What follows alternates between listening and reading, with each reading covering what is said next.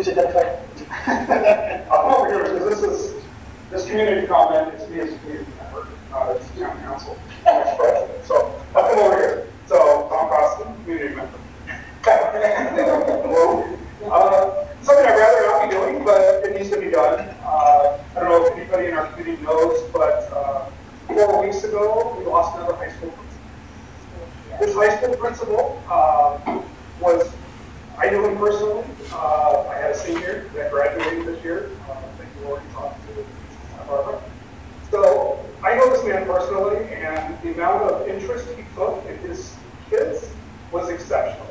He helped us with selecting colleges. He helped us with the FAFSA loan applications. I mean, this guy was all in. And for some reason, he got called up at 2 minutes after graduation finished, and was told to resign, or he was told he had to resign by tomorrow, which he chose not to do. So the next board meeting, we had community members of all kinds. We had teachers, we had union representatives, we had kids. They all got up in this meeting and said, "We want him to stay. This is the best principal we ever had." Even the student representative to the board got up and said, "This is the first guy that's ever connected with life in this high school." And they went to closed session and decided to fire him. They didn't tell us why. They cited a bunch of secrecy, and I'm sorry, it's not a public school. He's a public employee. The secrecy has limits. Didn't state that he couldn't do his job. Didn't state that he didn't show up for work. Didn't state that he had any kind of problem other than we can't tell. So what really irritates me about this is they came out of there, the trustees, and 3 of them voted to get rid of this guy. It didn't have to be done at this meeting. Community's there telling you something. We want him. They're giving him a positive message. Nobody stood up and said, "I want this guy gone." Nobody. Not a single community member, not a single teacher, nobody from either the classified union or the teachers union. Nobody stood up against them. They all stood together. So Tim Jorgensen, Kelly Jensen, and Ken Falsgraf decided that he was going to go. And it didn't have to happen. They could have said, "Hey, you know what, let's look at all this and let's work on this at the next meeting, let's get some more in the community." But no, they had to have their moment. So, because of that, it's just very clear that these board members do not understand their position as board members. So Tim Jorgensen is up for re-election. He's not up for re-election. But the other 2 are. That's a no. So I hope everybody takes this into consideration when they go on vote.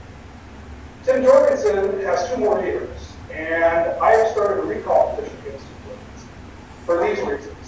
Number 1, he's lost faith in the community. Nobody believes that these people sitting up there know what they're doing. Number 2, he doesn't know his position. He stated at the last board meeting over and over and over again, "Oh, I'm all for the children." Well, that's a wonderful platitude, but if you're a teacher, you can be for the children. If you're a coach, you can be for the children. If you're a board member, you better be representative of the community, the adults in this community that own the homes, pay the school bonds, pay the school fees. That's who he's responsible to, not to the children. We are responsible for our children. So he just has no clue on what his job is. So therefore, I've got 15 proponents. We've already started the process. Next week you'll be served, and you'll see these petitions start to come out of the community. So I hope everybody who has a vested interest in our community and wants to see our community with a strong school district, not just one that gets by, not one that says, "Oh, we can pay our bills and we have a positive certification," one that people in this community want to send their kids to. I mean, we're losing kids, we're bleeding kids every year. For the last 5 years, every year. Every person we know, every friend in our circle, whether they're active, I'll say they're active, they're not going back because of this. They've lost faith, the community's lost faith. So we need to get this man recalled, and we need to get Falsgraf and Jensen voted out. So I hope everybody will support me. And if you've got any questions, you can call me or send emails to, I'm on Facebook, it's Tom Costin,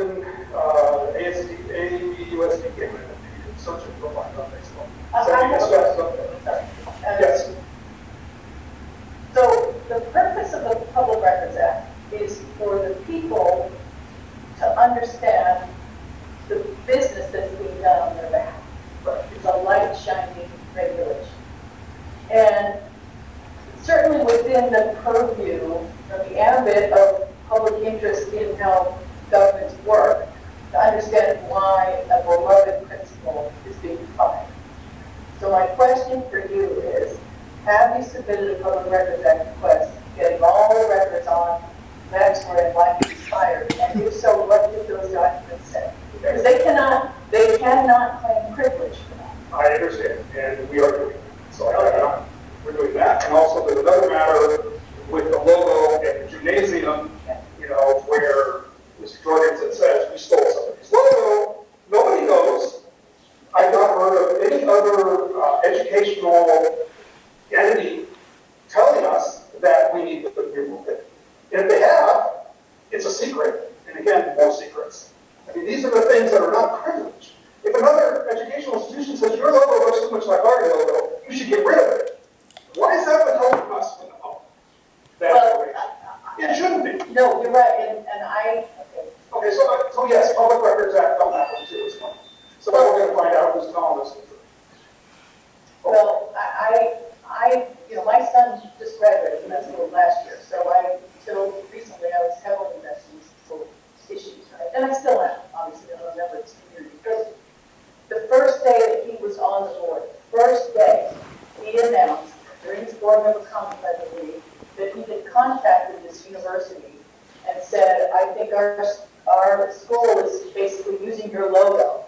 That's not okay, right?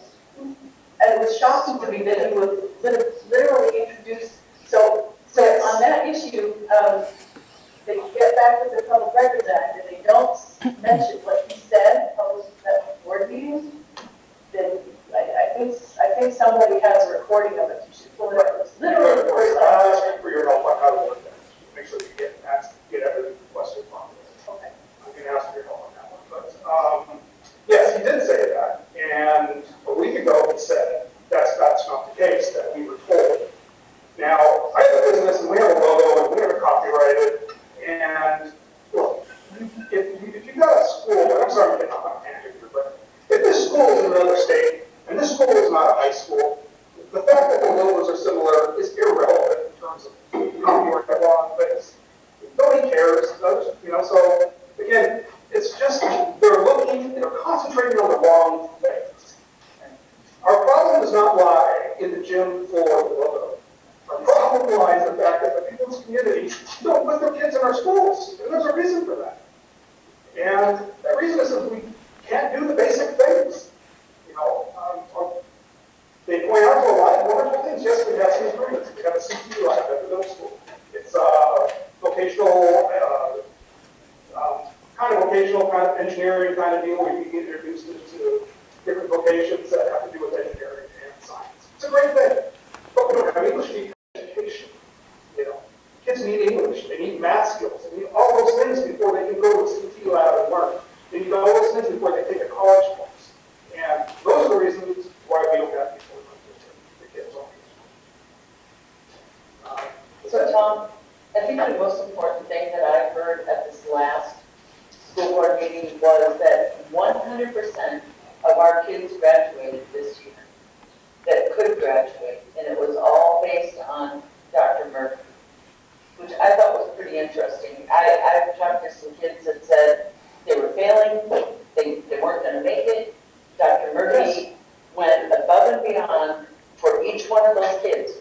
He then took on the job of being the English teacher that we hadn't had, which unbelievable to me. And then I sit there and listen to Dr. Eric, and he's telling me what a wonderful abundance of money we have, and we can hire all these consulting firms to do silly little things like make sure that our secretaries are addressing the public correctly.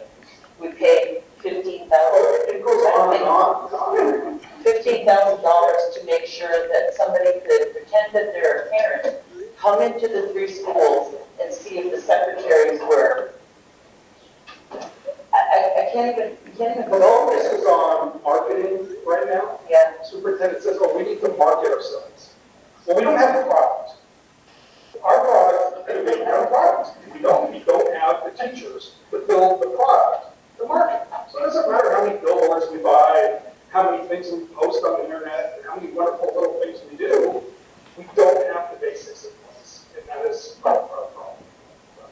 The other thing that really bothered me, Tom, was we've got 60 high school students that were there 2 weeks ago and pleading for their principal because he helped so many kids who didn't have teachers, didn't have help.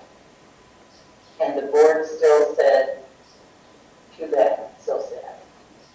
We don't care. Finally, even properly considered. That's the part that is. That's what you just said, too, was the decision did not need to be made by Dr. Eric at graduation night, 10 minutes after the kids graduated. That's the most disgusting thing I've heard in a long, long time. He took away the... He took away the joy of graduation for a lot of kids. Because we went from, a wonderful moment where there were streamers in the air and everybody was happy, smiling, taking pictures, to suddenly it's panic mode to collect signatures and make phone calls and write their board members and write their superintendent about how wonderful and how much they felt for this time. And like I said, not a single person said anything negative ever. And the board hasn't told us what the negative is. And I think we've had 5 principals in the last 7 years. Yeah, we're absolutely wrong. So, Just putting my 5 children, I have to do how many different principals there. I would like this community to stay a community. We're not a school district. I mean, literally, we're going to be just a place where you go buy products. That's what we're going to do. Right, that's all I got. Appreciate it, Tom. And it was a comedy show the last Thursday night with certain school board members. They were comedians. So I can say. It was on YouTube. Pardon? It was on YouTube. Yeah. I saw the Kansas contract. Because I want to. Yeah. And he told me he's not running again. He's definitely not running again. Well, he said that night that he was doing campaigning 2 times. He said that during the meeting. So I don't know what he's doing. Doesn't matter. So we just, very sad. He'll do what he does, we'll do what we do. Hopefully, people will have their eyes open to what's going on there. Hopefully we can save our school. I do have some. Okay, no more community comments? No. Oh, you thought your news was less. You thought your news was the Is that become just like the race to the bottom? Who can better the rest of race to the bottom. Okay, we're gonna move on to the next thing, correspondence. Okay, a couple of things, this was sort of an announcement. I did get a chance to put together my whole list, I just didn't have time, but there are some highlights. In October of this year, if you are a member of Clean Power Alliance, of which, according to the Clean Power Alliance, 96% of unincorporated residents are in the Clean Power Alliance. Whether they know it or not.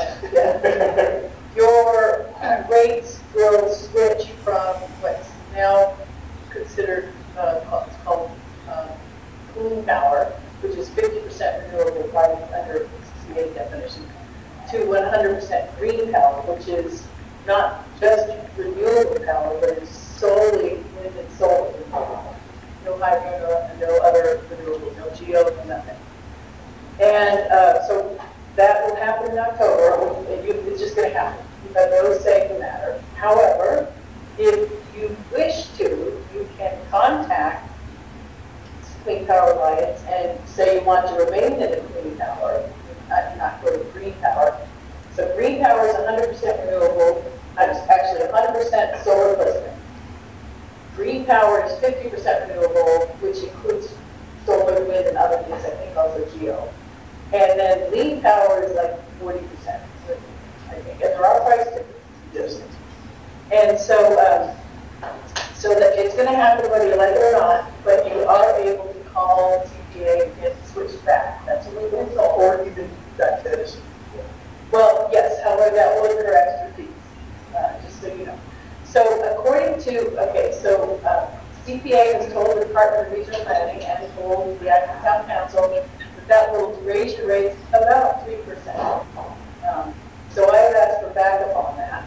3% of what? Still don't have a backup. But what I do have is a Clean power lines brochure from 2020.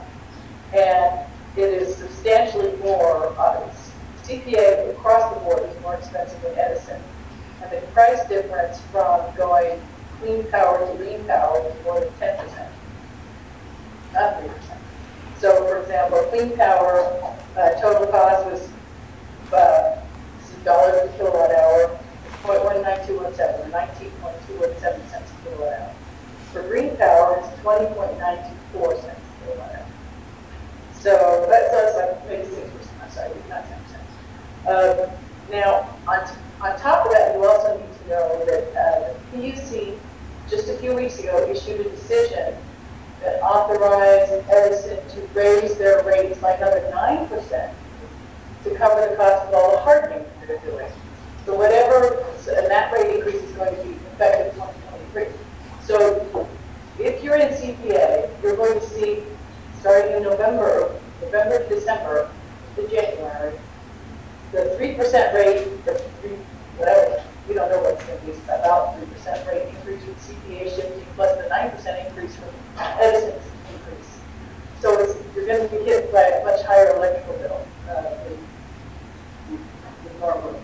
So if you want to go not have the high rates, make sure you contact CPA and tell them you want to go back to lean power or even cheaper, clean power or even cheaper than lean power. Or stay in the 100% green power, whatever you want to do. Just know where your rates are going to go up. This week there will be helicopters flying around in the Vincent area. I understand in Southern California, Edison. We've asked with human cargo, we've asked for more details on that. I didn't get a chance to even check email after like 1 o'clock today, so the information came back. I'm sure Silsby will let us know. Yes, I'm sorry, is that the term they use, human cargo? Yes, External. That means it's got to from wires? Yes, yes. And I have a question quick about the rates. When CPA came in, they said that their base rate was supposed to be 5% lower than Edison's rate. No. Wasn't that the promise they made to us? Well, that is, but if you look, their 50% clean power is at least, as of this date, 19.7 cents a kilowatt hour. Edison's green, which is 50%, I think was 19.0. So Edison's actually cheaper. And Edison's green rate, according to this, which is 100% renewable, it's only 18.9 cents a kilowatt hour, whereas clean power is 20.9 cents. So that's 10% higher. They've already broken the promise on the rates that they said. This is, yeah. And it was an opt-out option. So if you didn't do anything, most everybody, the reason why so much of the community is in it is because they just did it. Well, I said it was a very invisible switch off. It was cheap. Although they did give us a presentation, they made a I mean, if I remember right, they sent out a letter that would look like a junk mail, and most people threw it away. And then we caught it and said, wait a minute, what's this? We called them, they came out and explained. But it was, my problem from the get-go was always that it was opt-out, not opt-in. I mean, we finally say, here's another option if you'd like to go into it, you could. And now, if you want to opt back. Now it costs you to get out. Yeah, but it also, they never, CPA never told people this, but what happened is as soon as CPA started transferring people, or just before, Edison went to DC and said, hey, we have just, there's about 1 million people living in unincorporated area. So Edison had signed long-term what are called bridge power contracts to serve this 1 million people, that now 96% of which are no longer Edison customers. Edison only serves them in terms of transmission and distribution. The CPA has to go out and buy the power. So now that for that approximately 1 million people, CPA's got to go out and build more utility scale power plants because Edison, so Edison said, hey, we've incurred all these costs to serve these people, and now they're not even our customers. They're not even buying power from us, they're just going to be buying transmission and distribution charges. Well, the PUC said, well, sure, you're going to pay a charge of a lot of money. So when people who left from Edison to go to CPA, they incurred really high charges, and things are going to keep on trucking. I think that's one of the reasons why it's so much higher, is because they amortize, whatever the right word is, they bury the costs and the rates, and it's going to go on for years, because those are long-term purchase contracts. So there's a lot of I've been writing them very hard when they tell regional planning, oh, it's just 3%, that's no big deal, and it's green, you only need to do green. It's like, well, you know what, it's not 3%. It's stop telling untruths. Well, and Wrong document, Joe. Hello. hello. We need different hosts. Yeah, are you going to be presenting anything? So, Yes, I will be. Yeah. so we're going to host you in a second. Thank you.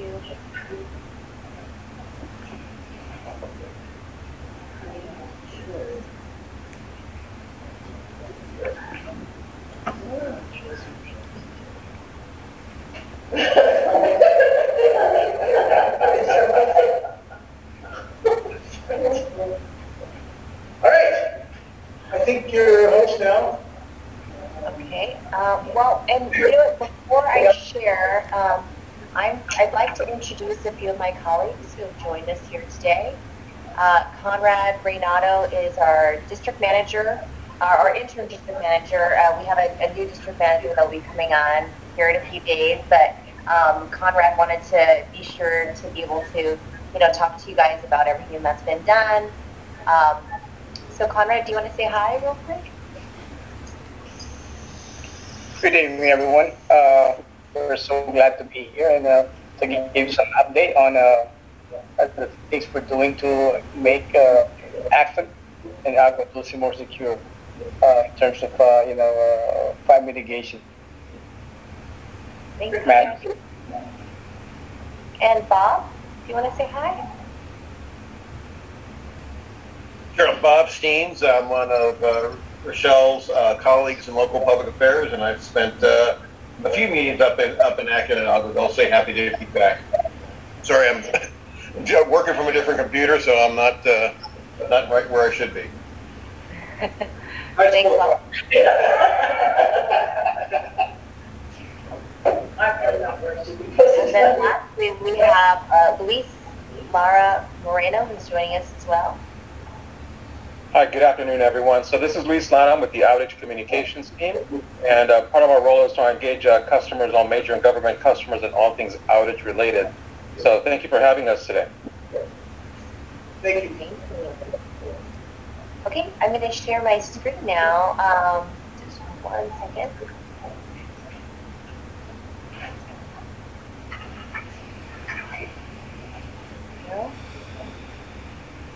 Can you see my screen now? Yes. Great.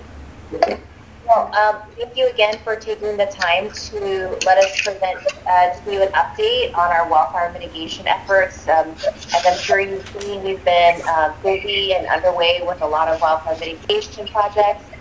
I'll try to run through these initial slides really quickly, but just wanted to paint a picture in terms of what our overall strategy looks like so you can understand how the work taking place in your community applies to, a really robust and comprehensive plan that we've got here. So this is just a sense of, Edison service area. You'll look here at this map of California and see that the thing that I kind of like to point out is that our geography and terrain is quite different than some of our colleagues, some of the other sister utilities up in Northern California and in San Diego. And because of that, Edison's really tailored our wildfire mitigation plan accordingly. Approximately up to 52,000 miles of overhead distribution transmission line, about 14,000 are in high fire risk areas. If I think Conrado has his mic on, and so we're getting a lot of background noise. Thank you. Oh. All right. Sorry about that. And then, again, so it's about 27% of Edison's service area is in high fire risk area. So, a substantial portion, and you can see obviously that red area there is LA, a good part of LA County. Acton's right there. So definitely understand the need and really happy to be here to present this update. Each year we present a wildfire mitigation update. This year we filed on February 18th. And again, our primary objective is to protect public safety. This is just a quick slide to kind of give you a quick snapshot that our three main pillars of where we focus are attention on wildfire mitigation is first and foremost hardening the electrical grid. Second is enhancing our operational practices. And lastly is also bolstering our situational awareness capabilities. It's through these three main pillars that we've really focused on taking a comprehensive approach. And this next slide, there's a lot of link images here. Just kind of give you a roadmap of all the things, like when you look into your community, of how we're really addressing wildfire mitigation in the community. So over the years, as we've presented to the Action Town Council, I think we've talked about our wildfire mitigation program. But I think what this slide really tells you is that this has really been an evolution since we first, understood what the issues were, and we kind of started our initial wildfire mitigation. Our focus was on that foundational strategy, grid hardening, bolstering situational awareness capabilities. But as we've moved on through the years, 2020, 2021, and now to 2022, we're really refining our risk analysis models. Our inspection strategy has really evolved, and we've also productive year. 2021, can you all hear me okay? Yes. Okay, great. I wasn't sure if there's a comment. So last year, you'll just kind of see here the numbers in terms of whether we hit our benchmark goals for distribution, transmission, covered conductor, fast acting fuses, and you'll see that we hit all of our goals and exceeded them in a number of ways. All these things are the main objectives for our wildfire mitigation program. And if you have any questions, we're going to be kind of going through some of these, but I just kind of wanted to give you a sense for that. I think a particular note here on this slide, you'll see that we've completed approximately 2,900 miles of covered conductor since 2018. In terms of fast acting fuses, there's about 13,300 that we've installed. I don't want to kind of go over the whole list. We'll go over these in a little bit more as well, but that just gives you kind of a big highlight of last year. The one here that I really wanted to focus this is okay, so we implemented these measures, we've installed a covered conductor. What did this really get our ratepayers? What did this really get our community members in terms of an impact? So I'll just direct you to this yellow box here. So based on our data, we estimate that our wildfire mitigation and our PSPS measures have reduced the risk of damage from catastrophic wildfires by 65 to 70% relative to our 2018 levels. So a big improvement in our wildfire risk reduction. Another big thing that I think we've all wanted to see, particularly your community, is a reduction in PSPS outage time. So right here in this box, in the center section there, the top statistic there, we estimate that company-wide, there was a 73% reduction over the entire company in PSPS outage time in 2021 on our frequently impacted circuits. So those are, obviously I think all the circuits in Acton are frequently impacted, and we'll get you a specific number in terms of what this resulted or how this resulted in Acton specifically. But this just wanted to give you a sense for sort of the company-wide results that we're seeing. The data is definitely looking like the measures that we've embarked upon have been helpful and have been in doing the work that we've expected them to do. So with that, I'll turn it over to Conrad.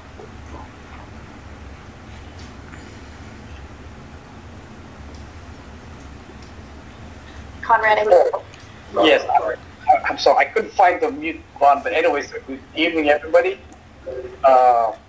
Again, we're so glad to be able to be here and explain to you on our side the things we have been doing to mitigate fire hazards.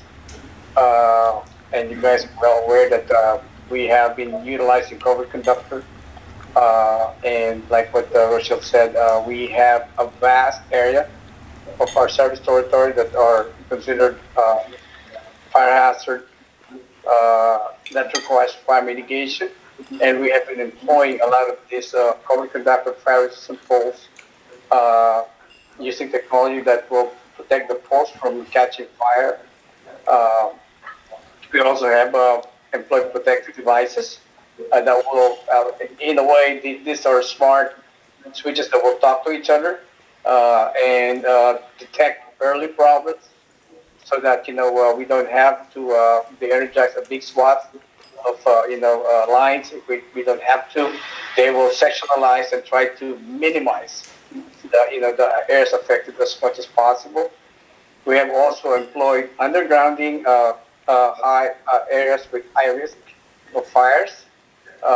In 2020 and 2022, we have completed 17 miles, and we are targeting between 10 and 20 miles per year for the next 5 years. And microgrids is technically something that we are right now in the process of designing for 2 areas.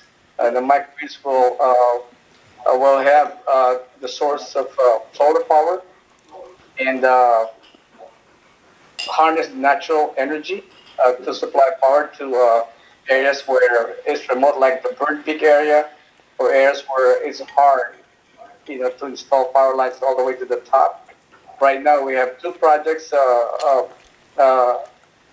targeting the Pyramid Lake because of the remoteness of the area and the terrain involved, and Bird Peak up in Alabama, where we would rather have a microgrid totally isolated from everything instead of having miles and miles of power lines up the mountain that is subject to high winds and a lot of risk.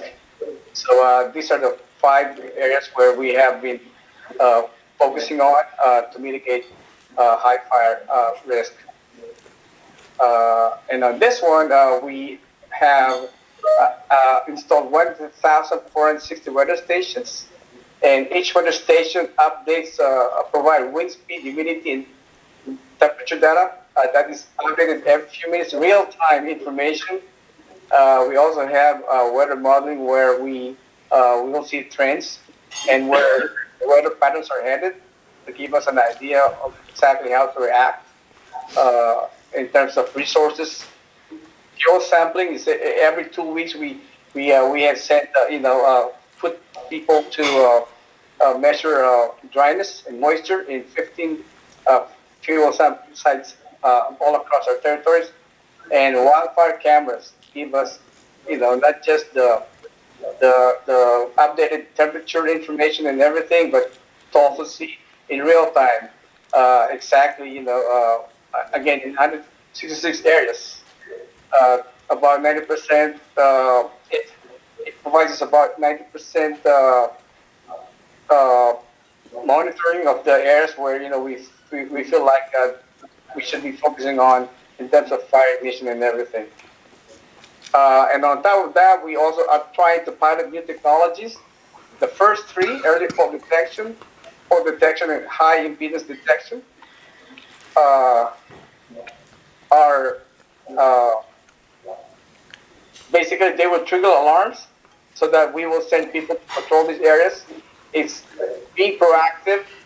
This will give us an idea exactly something is not up to what it's supposed to be. So any of these 3 will trigger an alarm that will send somebody to monitor these areas through patrolling, and it will give us exactly a triangulation where we know exactly what part of area we need to focus on, instead of sending somebody to patrol an entire line to see where it's at. So these are smart pilots that we're dealing with right now, in the hopes of some of them will be used full time moving forward. Again, these are just being proactive and trying to be there before something worse happens. Asset defect detection. We're right now using several models to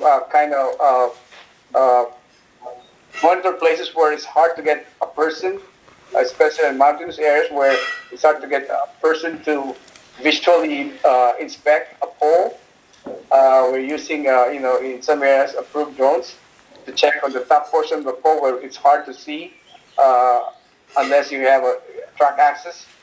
And then these are sent to experts who will determine exactly and this is part of our grid hardening, and this is more on installing covered conductor, which we have shown have decreased, the opportunities for fires to break out. It has lessened the chances of fire hazards.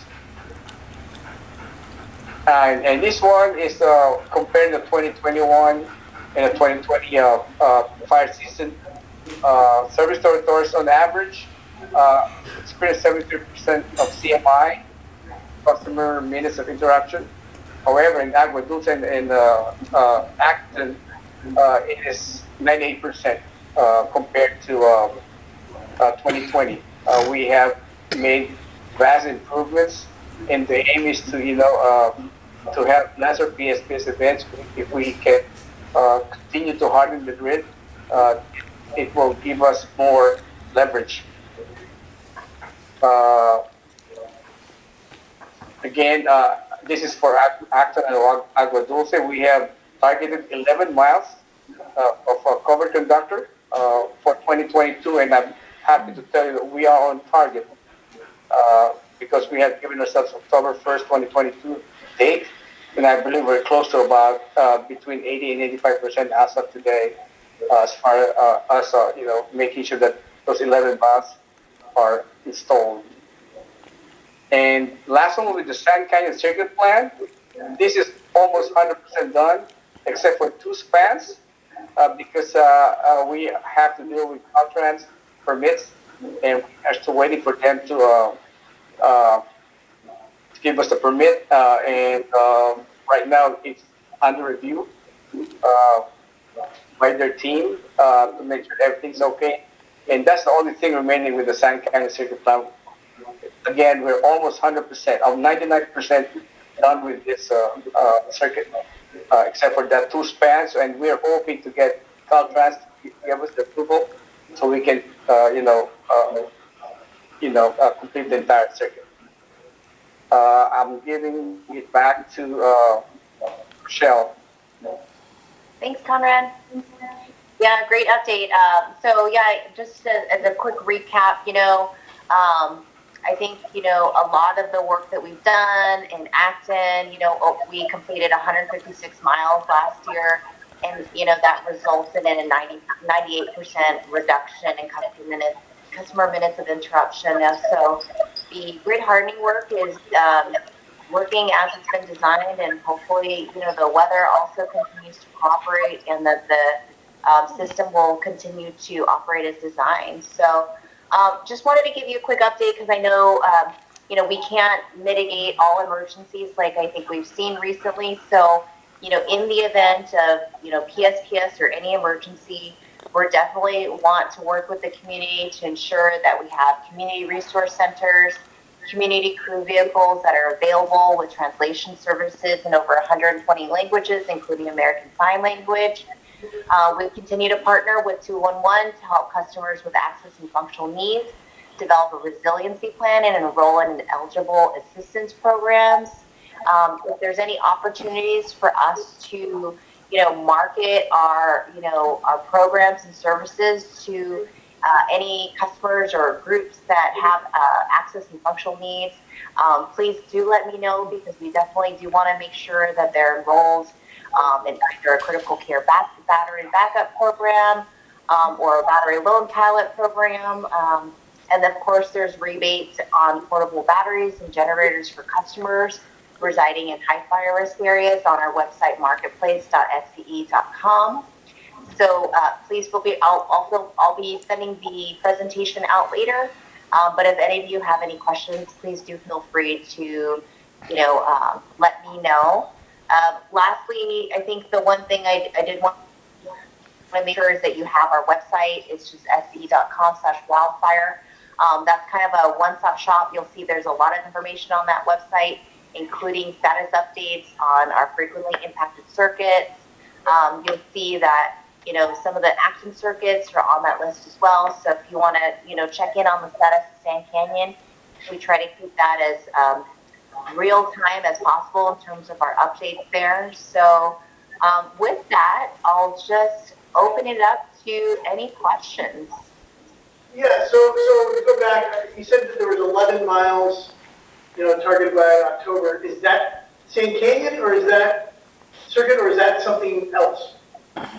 My understanding is that's Sand Canyon, but I will say, so when we're providing you this information of 156 miles and 11 miles, these are our expedited PSPS circuits and the segments that are part of our expedited PSPS program.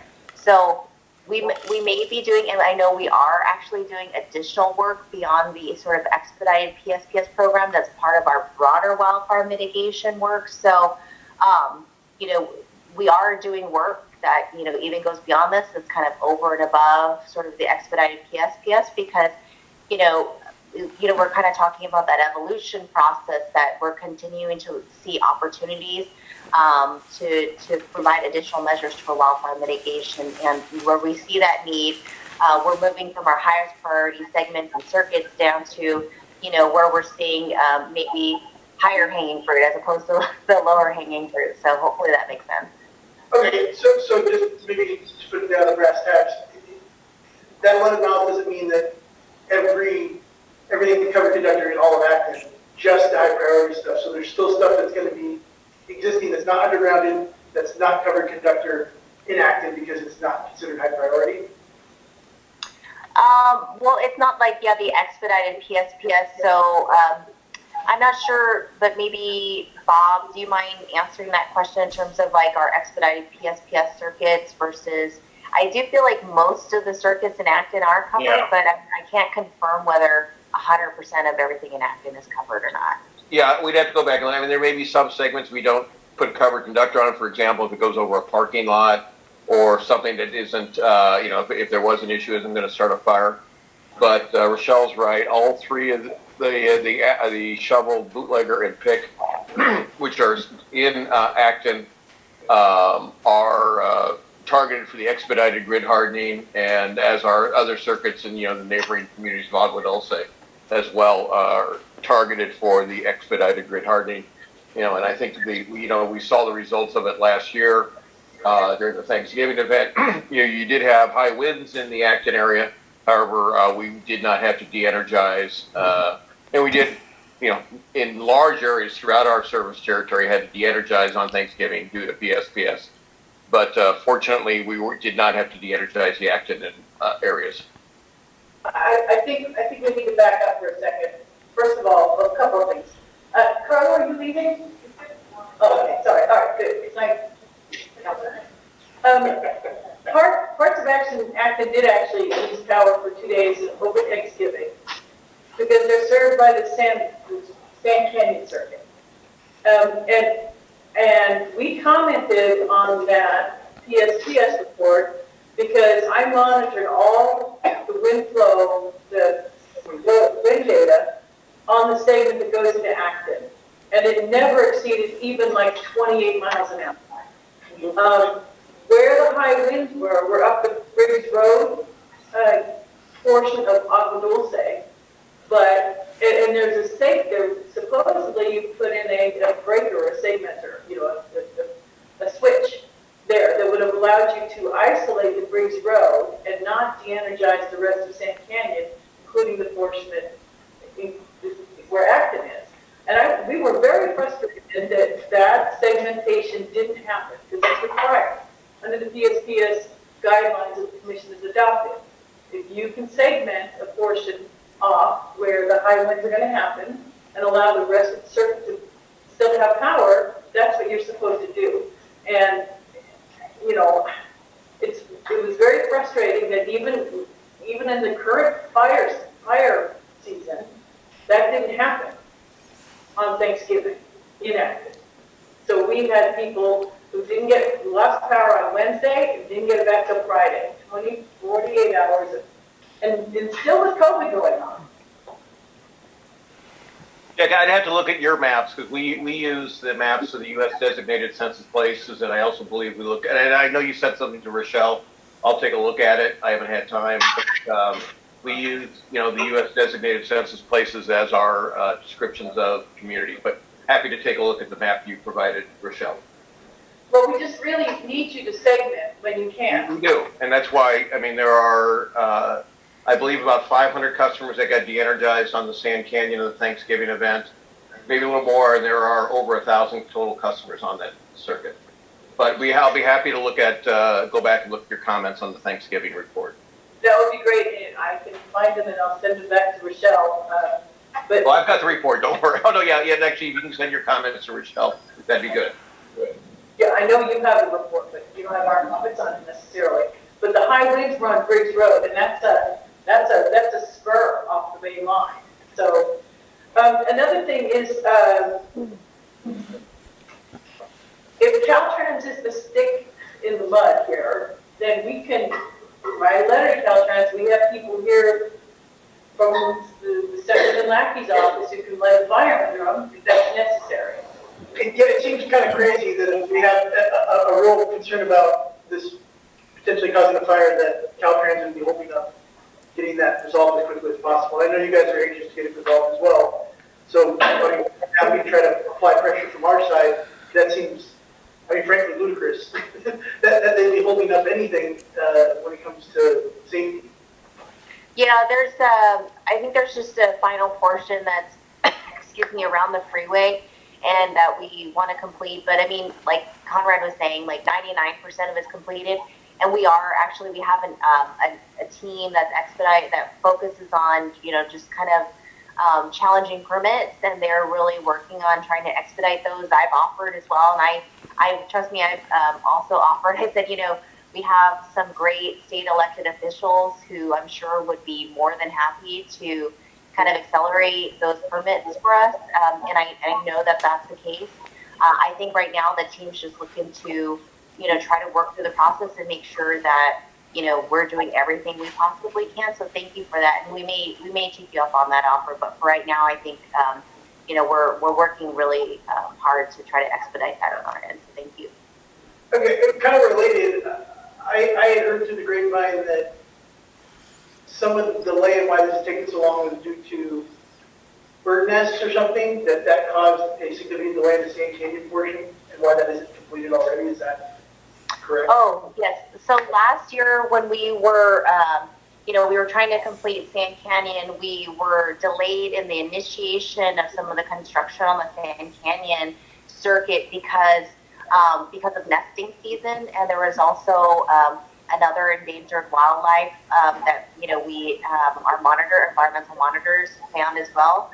So whenever, you know, we see an environmental sensitivity, then we'll of course follow whatever guidelines we have. So, you know, we'll take that into consideration, and you know, we found that was one that we needed to delay. But all in all, I think, you know, a lot of the work that we could do, we did, and I think we were able to get all that Sand Canyon work completed already. So it's just this final stretch. We're almost there.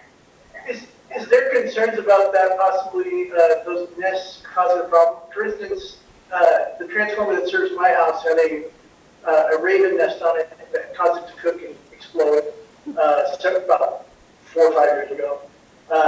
So is there measures being taken to ensure that that doesn't inadvertently cause a fire? Or is there something to account for? Yeah. I mean, that's definitely part of our wildfire, you know, mitigation program is, you know, what we call avian protection, because we definitely realize that that's a situation, you know, particularly in more of our rural areas where there is more wildlife. And I think Louise, let me see if I can ping you to share any information related to, you know, third parties and what we tend to experience with outages related to that. Yeah, my concern or my question is going is just, I hate to have a fire, you know, do all this mitigation and have it start. We're worried about a nest of some kind. And Rochelle, before you get Louise gets on, I would just encourage anytime you see something that you believe is a hazard, you know, like a bird nest on your transformer, to call that in, because obviously, you know, if it's a public safety thing, I think we have a greater ability to remove nests if it's a public safety issue. Well, I can tell you what happened, which was it blew up, and then the biologist came out, looked at it, and said, well, we can't move it. And then everybody kind of stood around for 12 hours before the biologist said, well, you can move the nest up and build a platform. And so they climbed up the pole, built a platform, moved the nest up, and then to wait and see if the ravens came back to the nest, which had been cooked for the transformer, but nonetheless they waited. Once that happened, then they could replace the transformer. So my concerns are, hey, luckily everybody did the brush clearance and there wasn't a fire starter because of that. So just this kind of suppression, because we're doing all this mitigation. Clearly these areas haven't been mitigated with covered conductor, fuses and whatnot, and that we could end up having a fire because of this. So it's just a point in the matrix of things. So. I have a couple of things. There's still a lot of problems with your mapping platform. The power outage we had last Wednesday showed there was no power outage here when there was. So.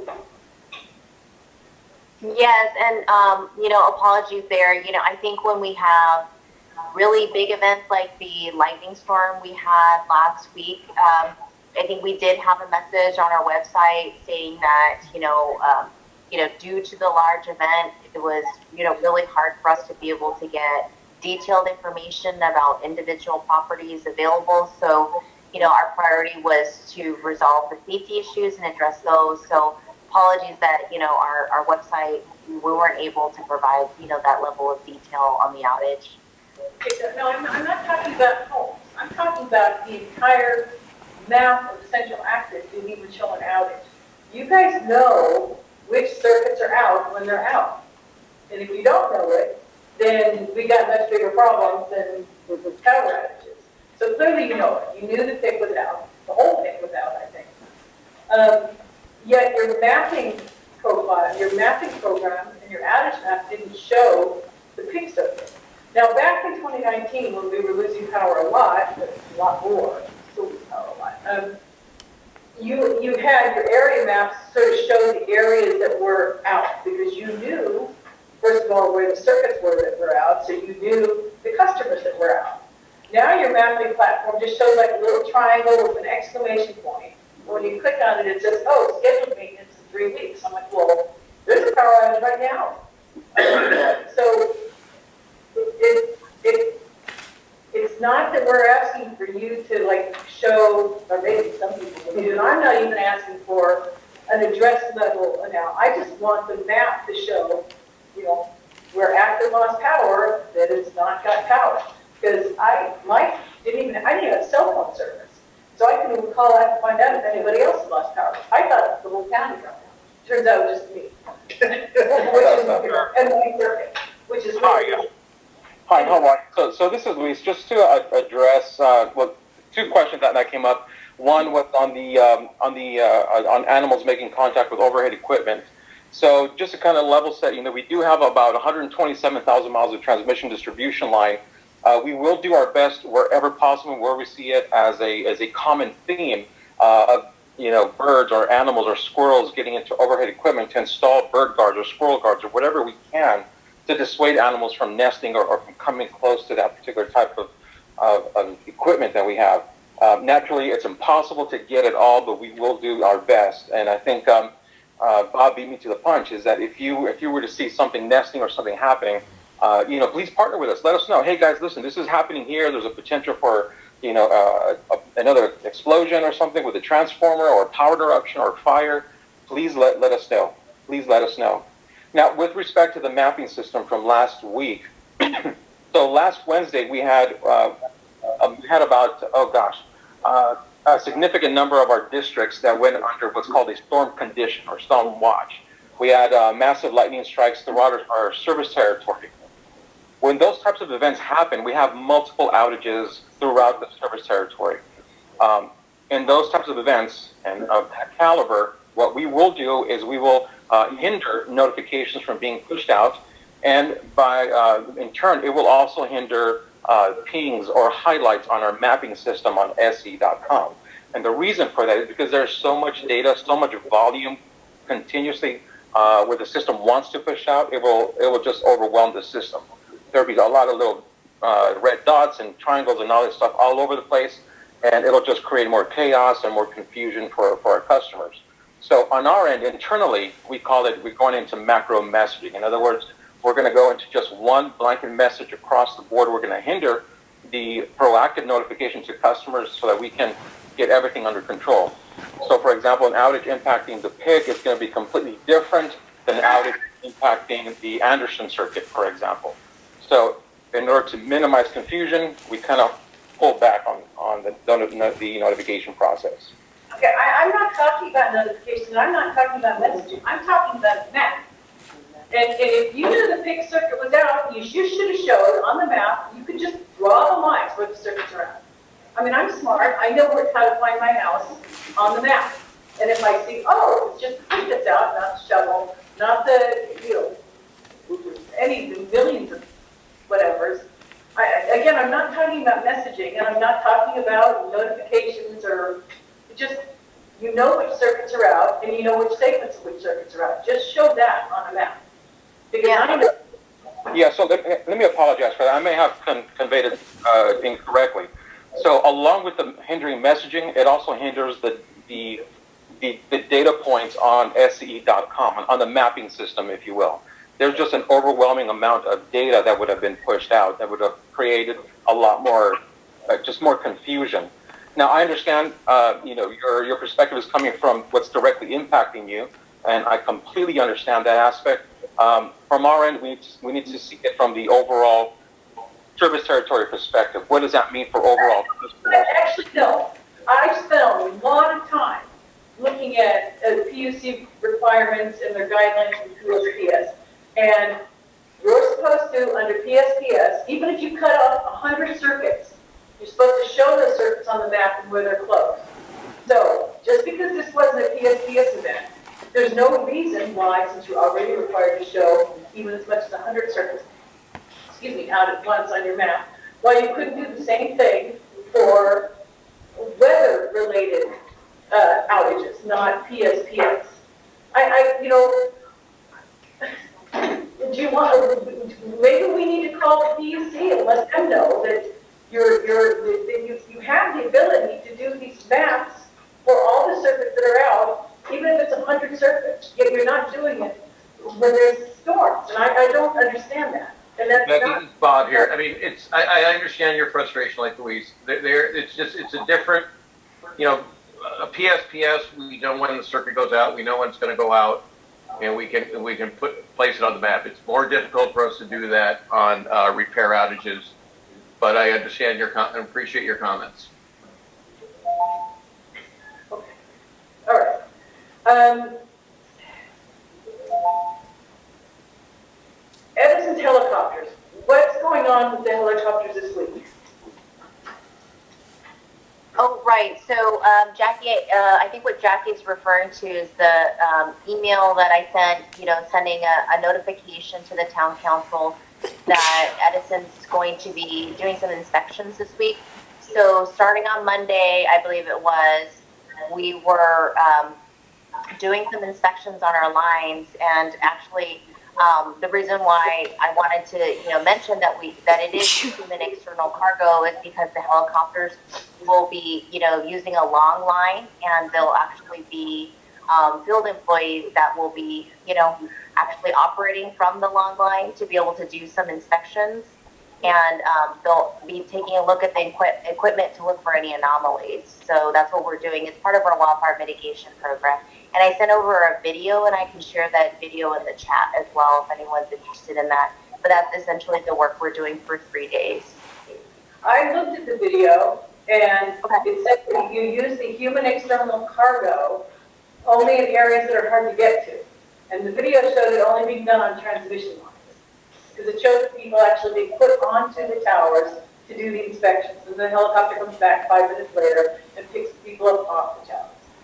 So the reason I'm asking is because I've got here, this is just like 2 weeks worth of the year and a half of helicopter operations you did in the area of the Vincent substation that drove people insane. We had, in our community, we had 2 Vietnam vets literally curled up into a little ball. Their wives could not get them to break out. flying over their houses for 6 months, sometimes 50 times a day. And I've got the helicopter tracks here too. So that is why this community is so frustrated and irritated with Edison's helicopters. And then in October, you did hundreds of sorties from a residential neighborhood in Acton and caused all kinds of problems in the community. So we're very sensitive and also on point when Edison says to fly a helicopter. So I'm going to ask this question again because your email said that the helicopters will be in the area of the Vincent substation.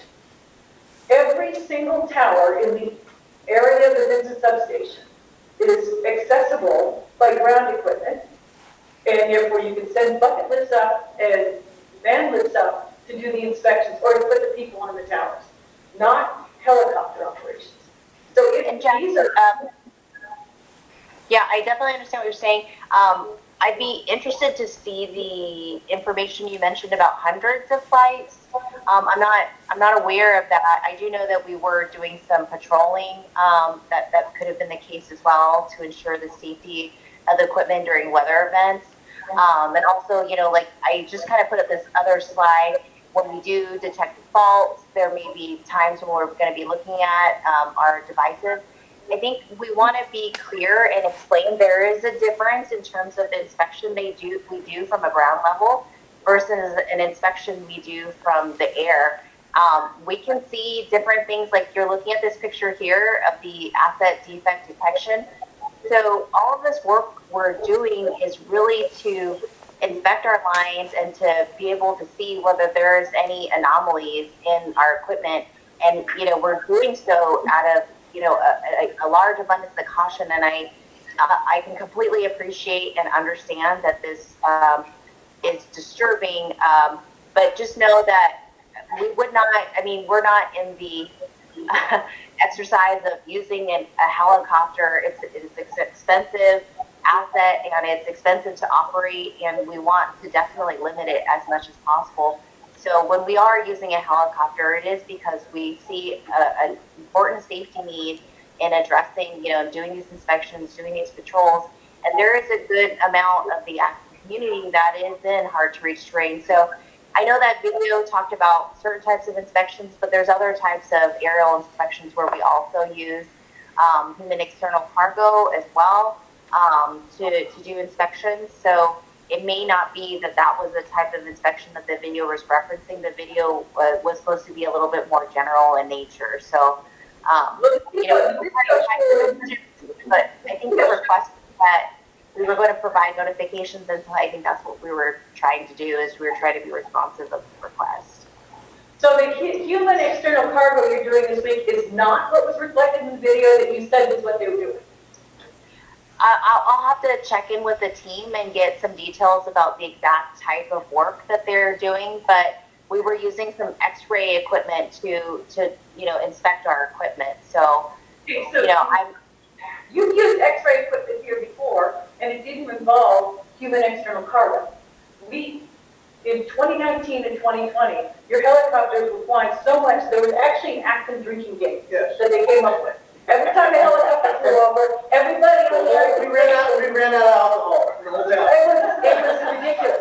And by the way, when I say hundreds, I mean hundreds of flights in October. And if you don't believe me, you can talk to your attorneys, because they're the ones who sent us the flight tracks.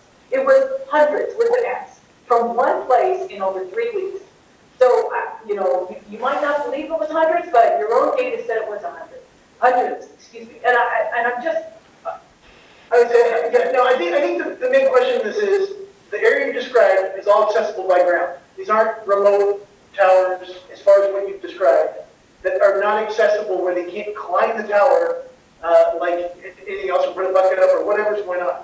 So that's, I think, what is a flashpoint for us is, you have not demonstrated that there is that location or the locations you'll be accessing, wherever those are, just in the general area, that there's a need for external human cargo.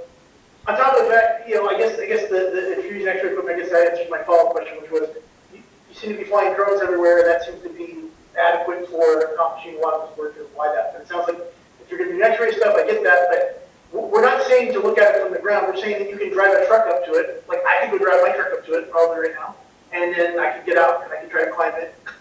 I'm just, we're trying to understand what I understand. Yeah. location is requiring the use of the helicopter. And My also, understanding is that the equipment needs to be viewing our equipment from above to look down. So if you're driving a truck, you're not visualizing the infrastructure as we need Drive it and on top of it, then I could. I'm not saying to look at it from the ground. That's what I'm trying to get at. Our understanding of the use of human external cargo would be like, this is located in a canyon or a remote area where there's no road to it, and so like, hey, we're going to have to fly it. Not I can drive to the bottom of it, I can climb on top of it and look down at it because I'm on the tower. My physical body is climbing the tower and I'm looking down. I'm not saying like I'm sitting in a truck bed looking up. I get that. I'm saying if my truck can drive there and I have a bucket, I get out and I climb the tower with whatever equipment. We're just trying to understand what, because the area you described is all accessible by the ground. and also the video you said, well, this is what they're going to be doing, had the guys getting onto a transmission tower. And just for the record. It was, yeah, I'm sorry, Jackie, I apologize. That was, the human external cargo video was just to demonstrate that, you know, how the helicopters are going to be ferrying employees, and so that's why we just wanted to be mindful of that. You know, I will say that one of the things that we have here on the side is asset defect detection using AI and machine learning. And so, you know, we could climb towers, and I'm not sure, I could go back to the team and find out exactly what they're doing and why specifically it needed to involve a helicopter. I will say that we are using a lot of these new technologies, and we are trying to deploy them specifically in high fire areas like Acton so that we can, they are safety measures, and that is, you know, what we are doing and what we are trying to keep in mind. This is not, you know, us trying to build something to make money on. This is us, you know, looking at safety. So I just wanted to, you know, raise that, and I will look into this in more detail and see if I can find more justification for why we needed to use the helicopters this week. I just want to make sure you understand a couple of things. When you guys were using LiDAR and X-ray, you know, 2 years ago, you had helicopters flying everywhere. And you had told the PUC in your wildfire mitigation plan that would only happen in areas that are not accessible by road. But you did it here, you did it right over our school. You had aircraft hovering over at less than 500 feet over people's homes. So we are done with your helicopters. I cannot overstate that. And so, yeah, we want to know if you're going to put people on these distribution lines that are really rickety and unsafe, you wouldn't do it with a helicopter. You wouldn't do it at all. You would use what you just hover over the infrastructure with your LiDAR equipment, and no person hanging out. There was no human external cargo 2 years ago. So LiDAR is a little bit different than the X-ray. But you don't have you don't need a person hanging out for an X-ray machine either. Okay. I'm really frustrated. Right? Well, I mean, the one other thing I will mention, Jackie, is that as you're aware, we do have the proceeding that the Acton Town Council is engaged with and the CPUC. So, you know, I will, you know, direct some of these comments to our law department and, you know, just let them know about some of the comments and, you know, what you'd like to see moving forward. I appreciate that. And one other thing. No, I was just going to say, I appreciate it. I think it would go a long way to helping us understand if we could get a very thoughtful explanation of what, you know, even a smaller zone than like this general area. Obviously, you guys know what you're targeting, so it'd be great to see some mapping of what you're considering and then an explanation of it must be done this way because X, and not because like Jozo had a dream about hanging out of the helicopter taking pictures of poles. It'd be great to like have like. Yeah, we definitely don't want to overuse our helicopters for sure.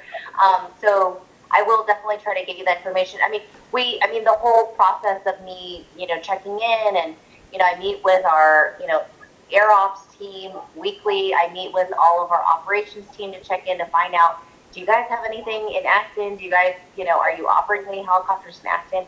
It's definitely something that's been top of my mind, and it's definitely been something that I've been advocating on the community's behalf, and I'll continue to do so. So just please know, I realize that it's been a sticking point for a number of years, but just please know that I am, trying to do the best I can, and I will try to get you as much transparency as possible.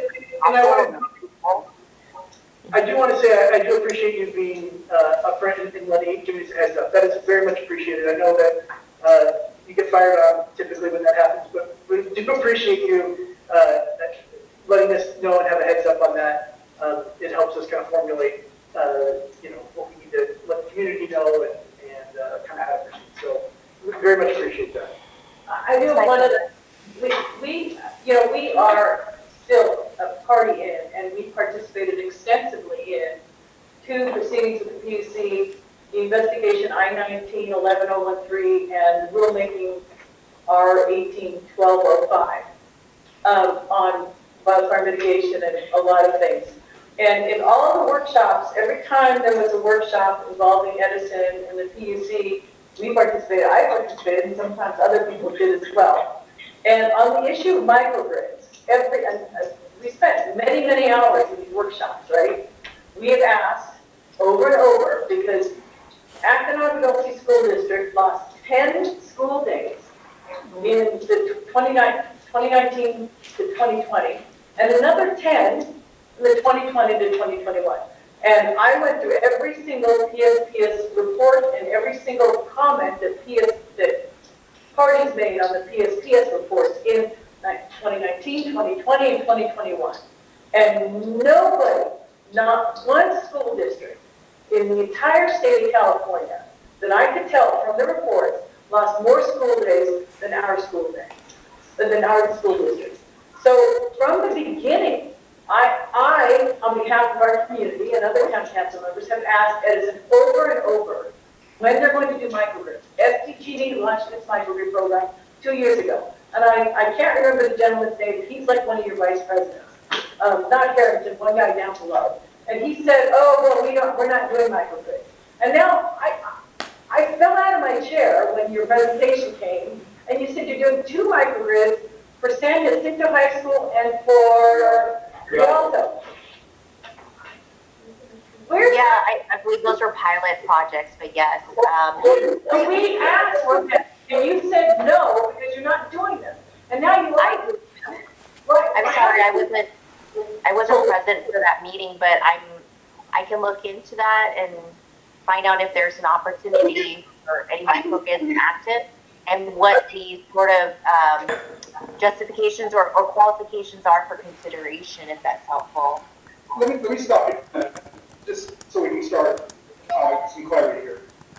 We asked, at the very least, would it be possible to bridge 2 circuits together to keep our schools from going out? Because when we had the big circuit and the shuttle circuit were next to each other, and we're on right there, and they weren't shut.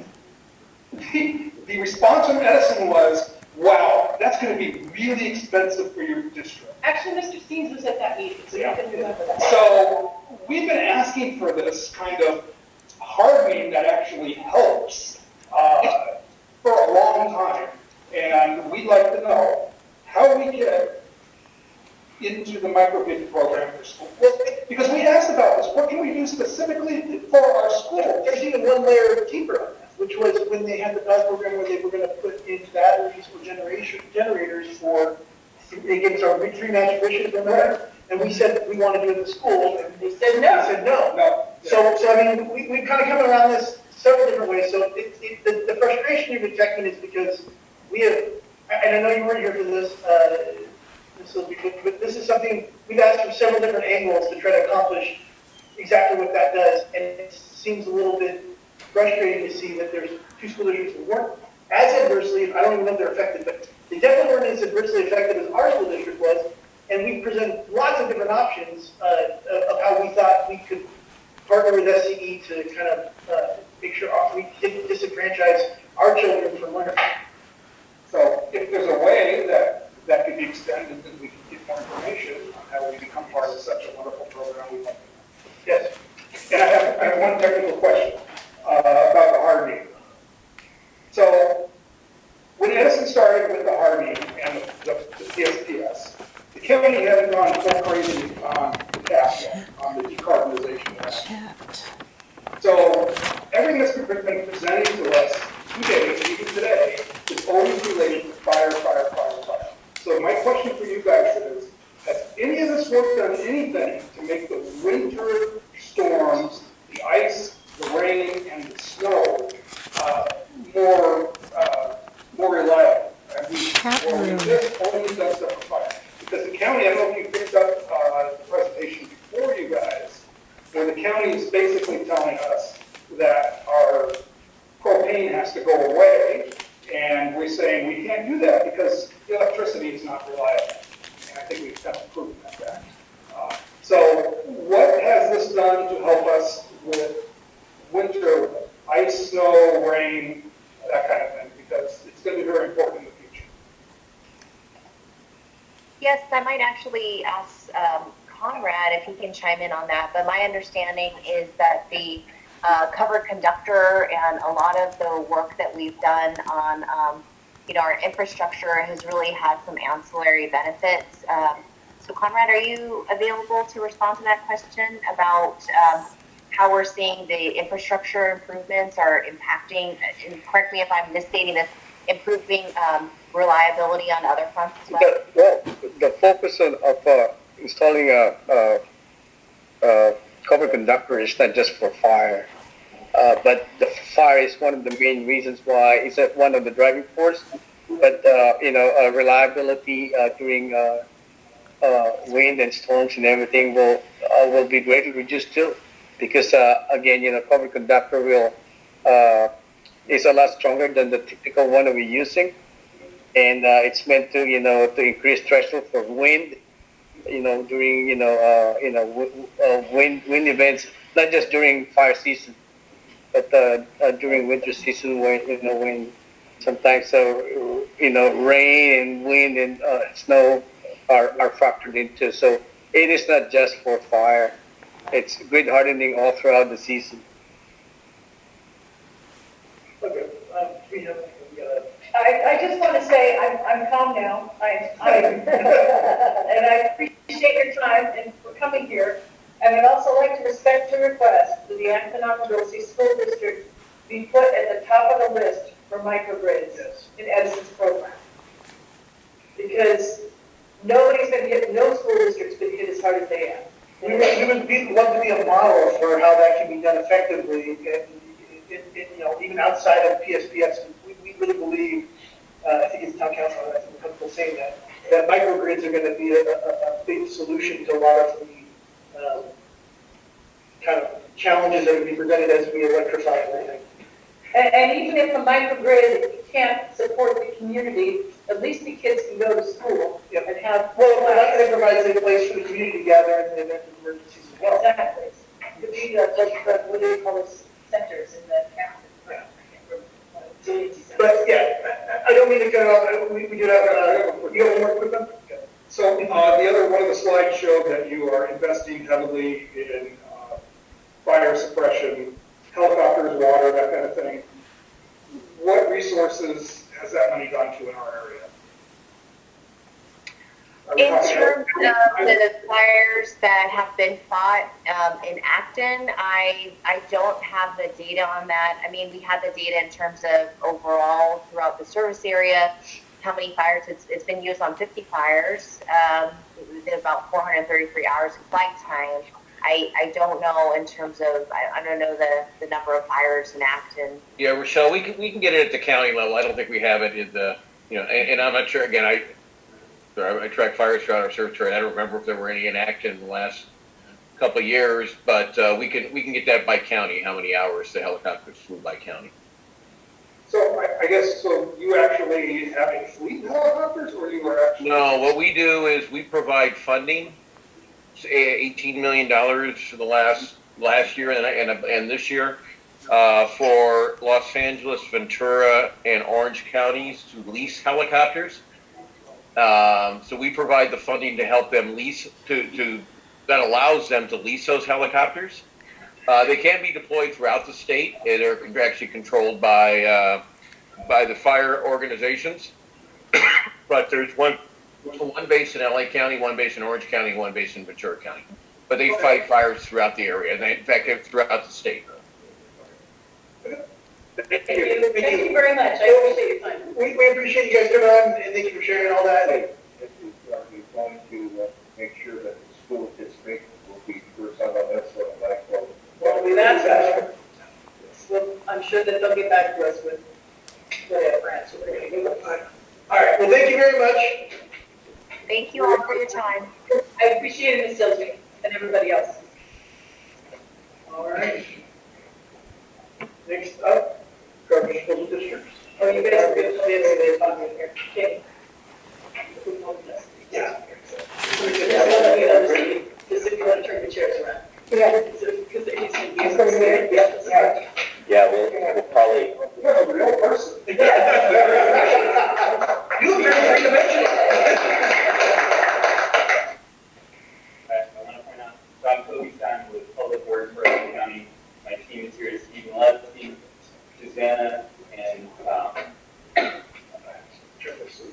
Sally, thank you. Sally and Susanna are actually both residents of the NLL Valley, and I'm really glad that we got the contentious presentations out of the way. We got the easy breezy fun presentation about your waste system and how we're going to update it, modernize it, and particularly talk about how we've heard comments from you and from the other town councils. We're really here to talk about the changes we've made to the project and how we're listening to the issues.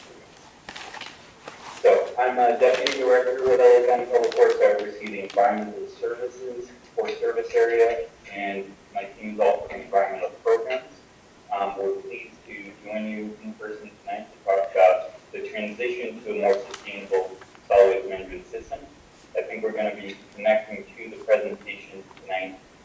This is really an update to the environmental document that was released back in February. We got several comments, including concerns about cost for residents, wear and tear on the road, dust, noise, and visual pollution, and increased truck hazards. So Steve is going to cover all of those comments and how the project has been updated. So we'll talk about just a quick overview of the project overall and highlight the changes that were made. We have a recirculated environmental document that we released June 10th. The comment period is open through July 9th. So we really appreciate comments and feedback either tonight or through. Steve will cover multiple ways for submitting comments on that document before July 9th. We continue to believe that this garbage disposal district is the most sustainable and most beneficial system for collecting trash in the community. And we'll talk about the pros and cons of the different systems and why we still think, particularly with the changes that we've made, that this is the best way to manage trash collection in the region and also provide a lot of the services that we think will enhance the quality of life in the community. So I'm going to turn it over to Steve. I think if you're up here, it'll probably be the easiest for the folks to see, and then we should be able to get the presentation up so folks on Zoom can see it as well. Evening, Kobe, and thank you for having a reusable container facility.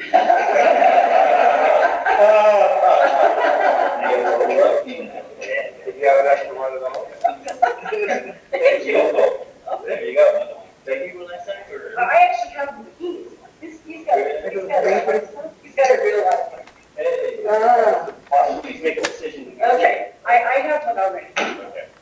But we think the residents together. Yes, I agree. Let's get both of you once at once. The next time we come, we'll be. This is your allotment of trash. Those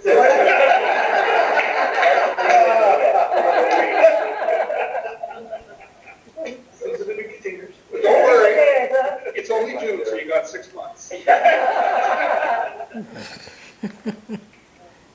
we have the, my name is Steve Levesey. I was here a couple months ago. I'm back.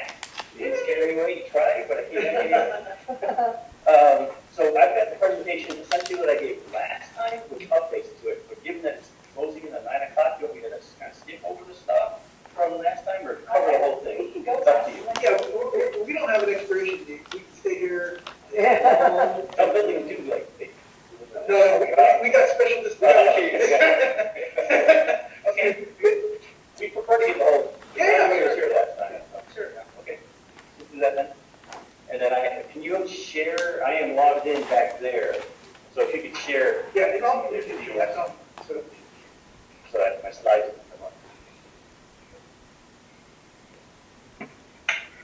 I know we might have to screen. Yeah, a little bit, so we can see.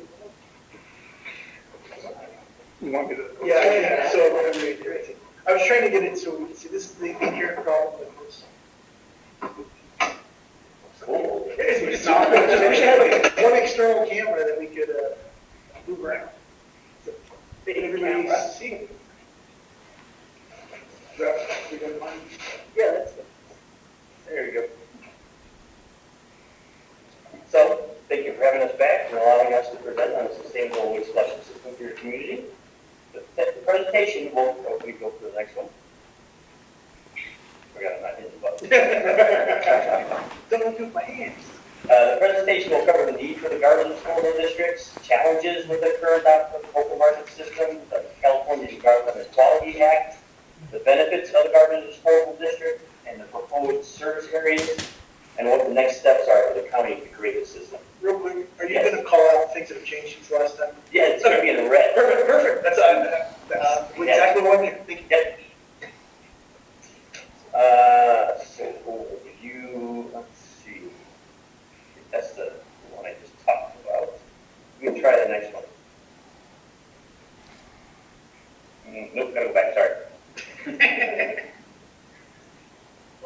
Yeah, sorry. You're paying attention.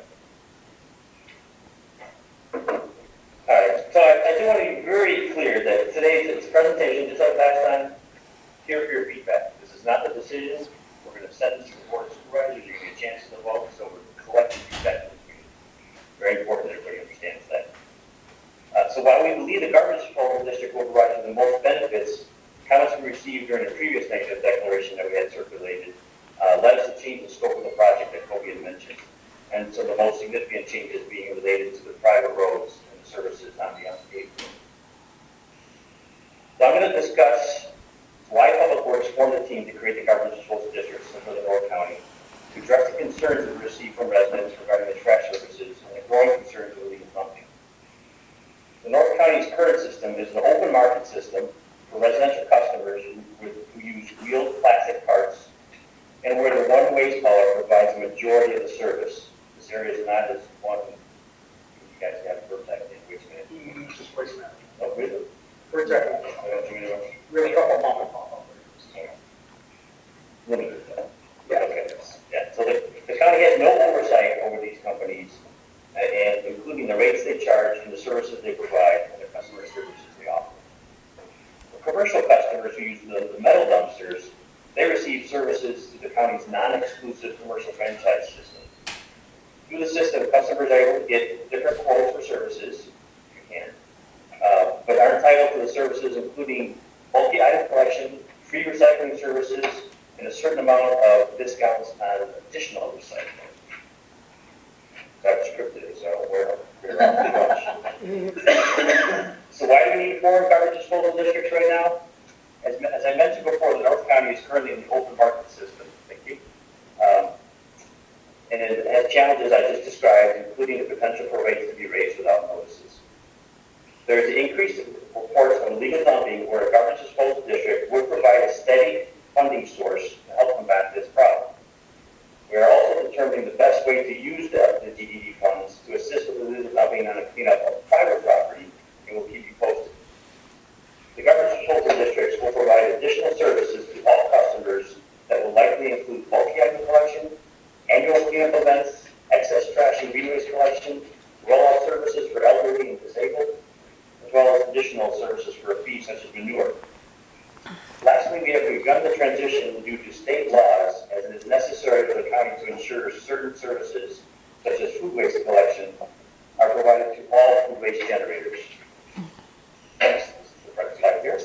The current open market system has created challenges for residents, including inconsistent rates for your level of service that can change without notice, and haulers in an open market system that may not provide critical services to help comply with state and local mandates related to trash collection and recycling. And I will discuss some of those mandates now.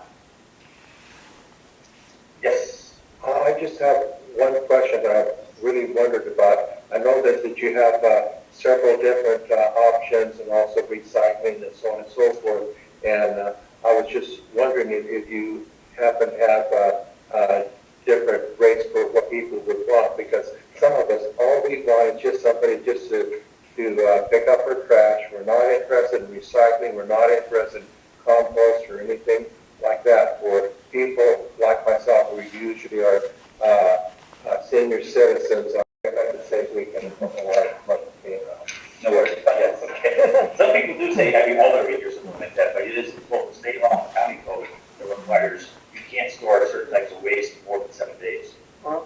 So that's why we can't design a system that breaks the law. So there are some, we design what we call a basic service. And so we try to set what we believe most people will want. And it's a relatively low amount of service. But it's basically one set of the bigger version of the 96 gallon carts, about this high, about that wide. So a single family home would get one set of 3. 1 trash, 1 recycling, 1 green waste. That's included in the price. There is no discount for the basic service for anyone. If you choose to have additional services, like if you make a lot of green waste, or you have a lot of Amazon boxes, and you need to get rid of those, if that's all recycling, you can get a second container at a discounted price. But the basic service, there's no way, because it comes on your property tax bill. I'll touch on that right now, I guess, because it is later in the presentation. But the big difference between a garbage disposal district and a residential franchise system, which is the kind of the 2 options here, is the garbage disposal district that shows up on your property taxes. And a lot of times I hear probably property tax, no, we don't like that. But it's cheaper actually. When you do it through the property tax, the big benefit is that the county is pretty much guaranteed to pay the waste hauler. The waste hauler, whether it's waste manager or anybody else, they hope you're going to pay. But there's a certain amount of write-off that they have that they know certain people aren't going to pay on time, some people may not pay at all. So that factor alone typically gives you a cheaper price on garbage disposal system. But isn't it also true that with the garbage disposal district, you will be collecting for vacant parcels, Yes. which under the franchise, you will only be, the bills will only go to developed parcels.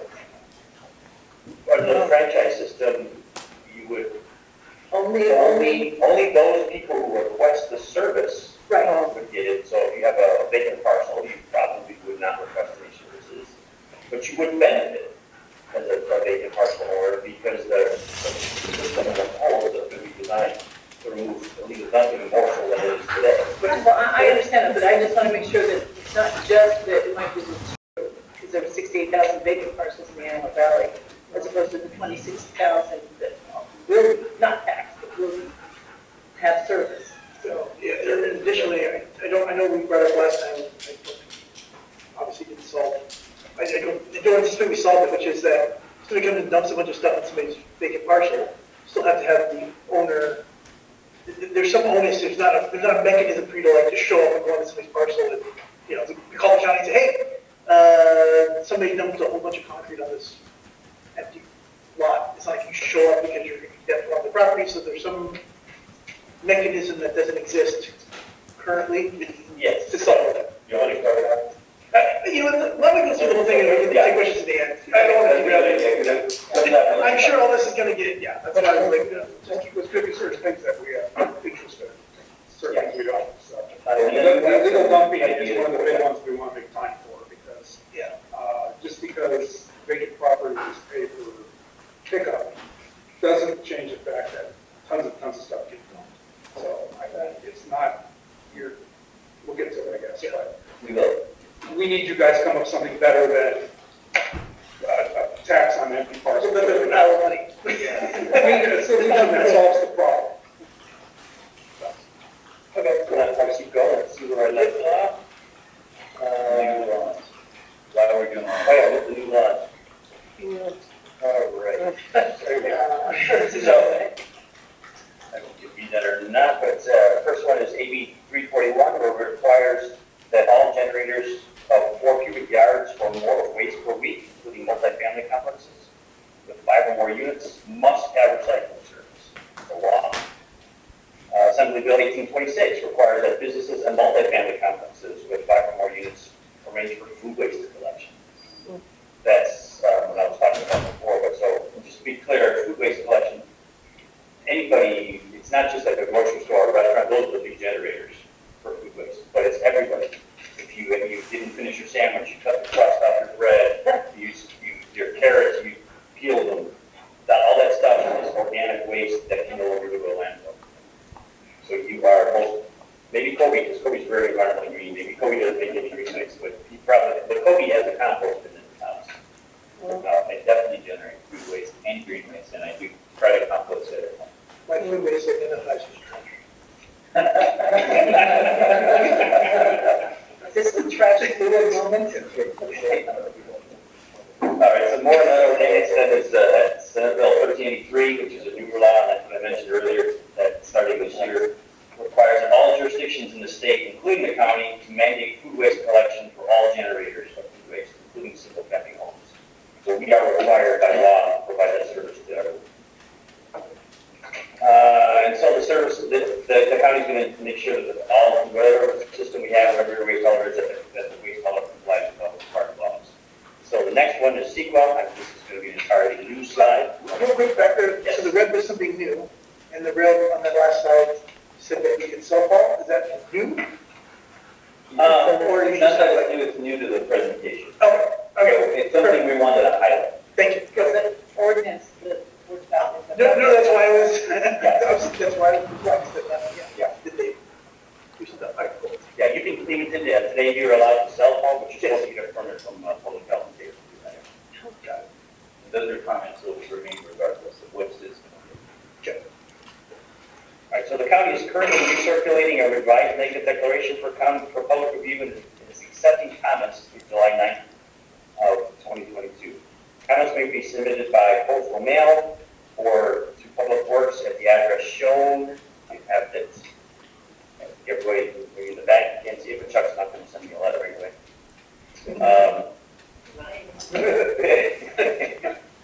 Chuck, We'll share this presentation so you can send it to everybody. all right. And then the entity is also available both online at cleanla.com and right next door in the library. So what services? We have services for occupied parcels on county-maintained road. So this is where some of the news that is coming in from last time here. I did not talk about county-maintained roads last time. We were just talking about roads in general. And so I know that we received a lot of comments regarding dust for unpaved roads. And so we revised our document and as well as our project to address some of the dust. So we've got basic services, which I was mentioning earlier, includes weekly collection of separate trash, recyclables, green waste, and food waste. And it also includes then illegal dumping collection from the public right-of-way, multi-item collection where the residents can simply call for a multi-item, multi-item, such as unwanted furniture, appliances, items that may be specifically dumped. Annual cleanup events where residents can place items at the property line for collection. Additional collection of excess green waste and container dumpsters. We do these occasionally at the school where there's a community cleanup event going on. We'll provide a free disposal. And expanded programs to dump items for free at local landfills through a voucher type system. Some of you may have already called Chuck's office before and asked for a free voucher, so we're going to keep that system over from SB5 and expand that. Just a point of clarity, you say we alone, but you're going to be hiring contractors to do all this work, correct? We not being the county, we being the contractors the county hires. Right, they work on our behalf, so we refer to them. But when you say we, you think Public Works. Public Works is going to go find waste management, whoever else it wants to do it. Waste management will be involved in this survey. They are, they already, we just did the IFB, that's the invitation for bids, and so we released every single waste hauler that's on our list, and I believe 45 or so waste haulers is that number that we sent it out to, and invited everybody to bid, but there's gonna be some companies out north, down in, Orange County or something that not gonna wanna come as far as work, so, waste management is definitely in your community, and so they did bid on this contract.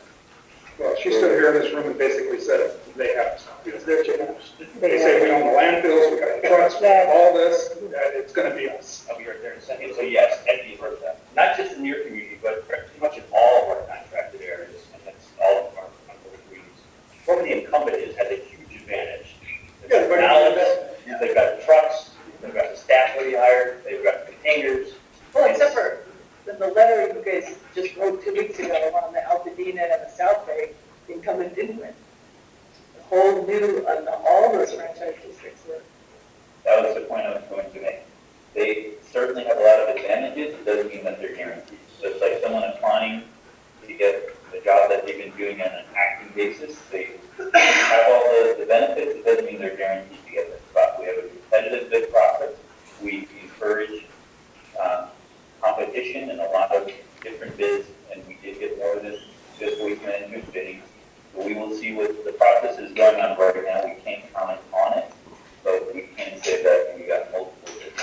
Can we get a copy of your IFB? Absolutely. That would be great. That is public. And I did want to confirm that these are the basic service, whether or not they're the GDD. Just the franchise and the GDD basic service, right? This is specific to GDD. It'll be very similar if we were to use a franchise system. But just to be honest, the level of service we can provide through the GDD is a little bit more expensive because we have a bigger pool. The vacant parcels are contributing and getting, not quite all of them. So for example, the landfill vouchers, we're not providing those services. But yes, But everything else, I mean, I would expect us to have it's just as good a service as Altadena and South Bay's getting, or better. or better, regardless of the GDD have. Right. And this is something, this is a major decision point that the community needs to weigh in on. You're going to get multiple ways to do that. You have the environmental documents you can comment to there. You'll have an election as well as a property review process where you vote votes. And the community will decide, you want to take this path or that path. She has a question. You have the gentleman in the back in the white shirt, the teacher in the hand in the back. Do you have a program to assist smaller companies to be able to compete with gorillas in the room, waste management? Are there programs for them to take advantage? Because what I'm a little fearful of is if you go on to Yelp, there's 68 reviews for waste management. They average 1 star out of 5. The 68 getting 1 star. Yeah, I think that may have been a mistake. I agree. So this is what I'm fearful of. There may be some very good companies, but they just don't have the ability to compete with the gorilla in the room. Are there programs out there to assist these small businesses? I'm not an expert on the contracting process. I've been doing this for a long time. I know it pretty well. I hope I don't have to speak on this. But there are certain things that are in the contract. As far as there's a small business enterprise, I think it's called. And so businesses can qualify for that. And either you're qualified or not. You sign up for the county websites or however you don't know that. But that's the only one I know as far as a small business. We can't necessarily, you might be eligible as a small business, but that doesn't mean waste management can't reach out anyways. Right.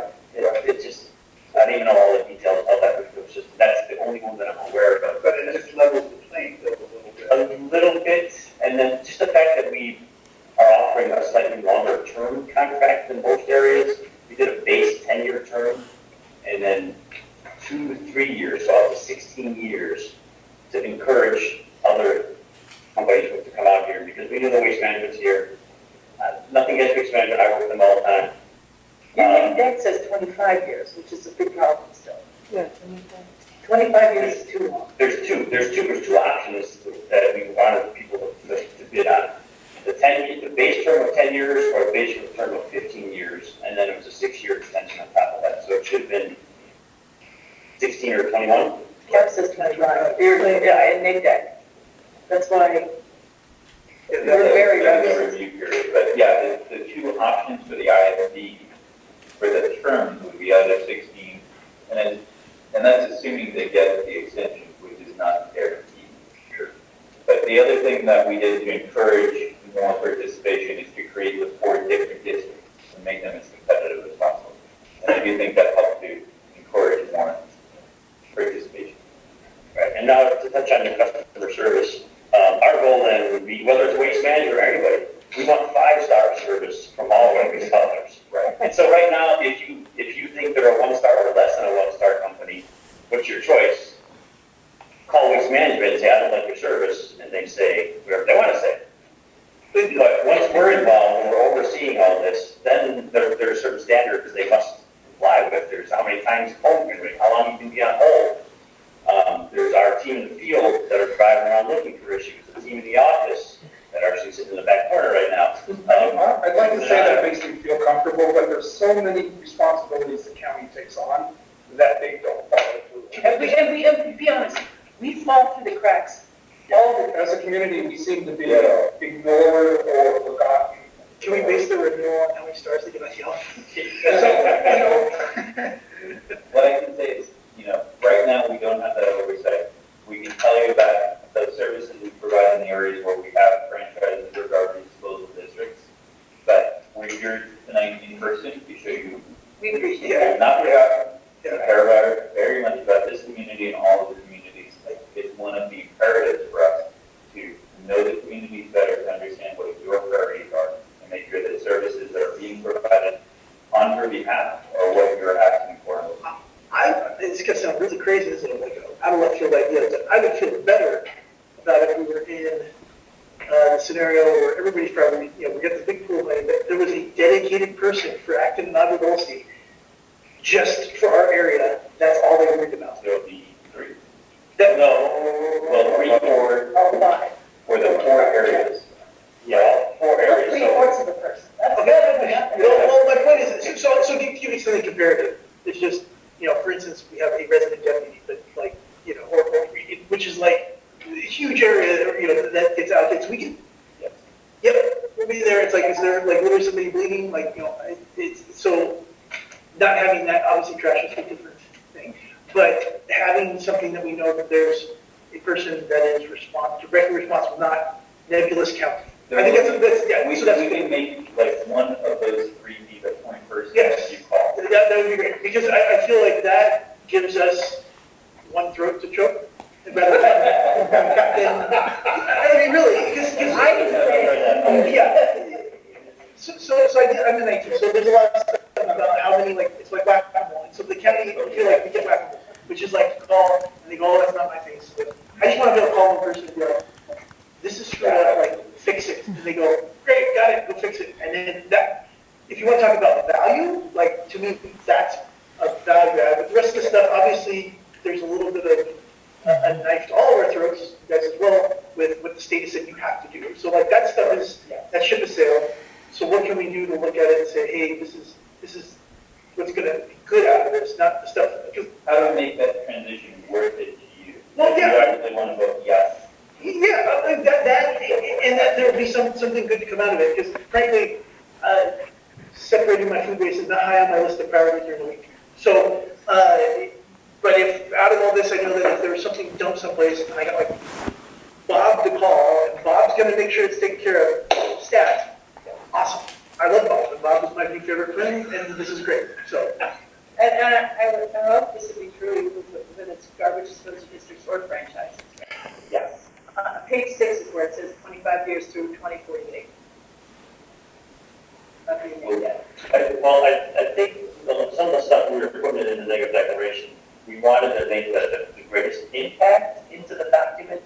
Because if we told you a 3-year contract and we'd be, sorry, it's going to be 25, that's a greater impact. So we try to always estimate on the high side, and if the reality is something's lower than that, we're not going to end up in court because we didn't follow up. Okay. So that, I think that's. But I'll tell you right now, 25 years is causing everybody's throat to tighten right now. It's, In our license newsletter, we should clarify that. Because 25 years is not going to work. In my lifetime, I would be stuck with that person. And you know what, to be honest, you just, for Altadena, it was 7 years and 2, 3-year, whatever.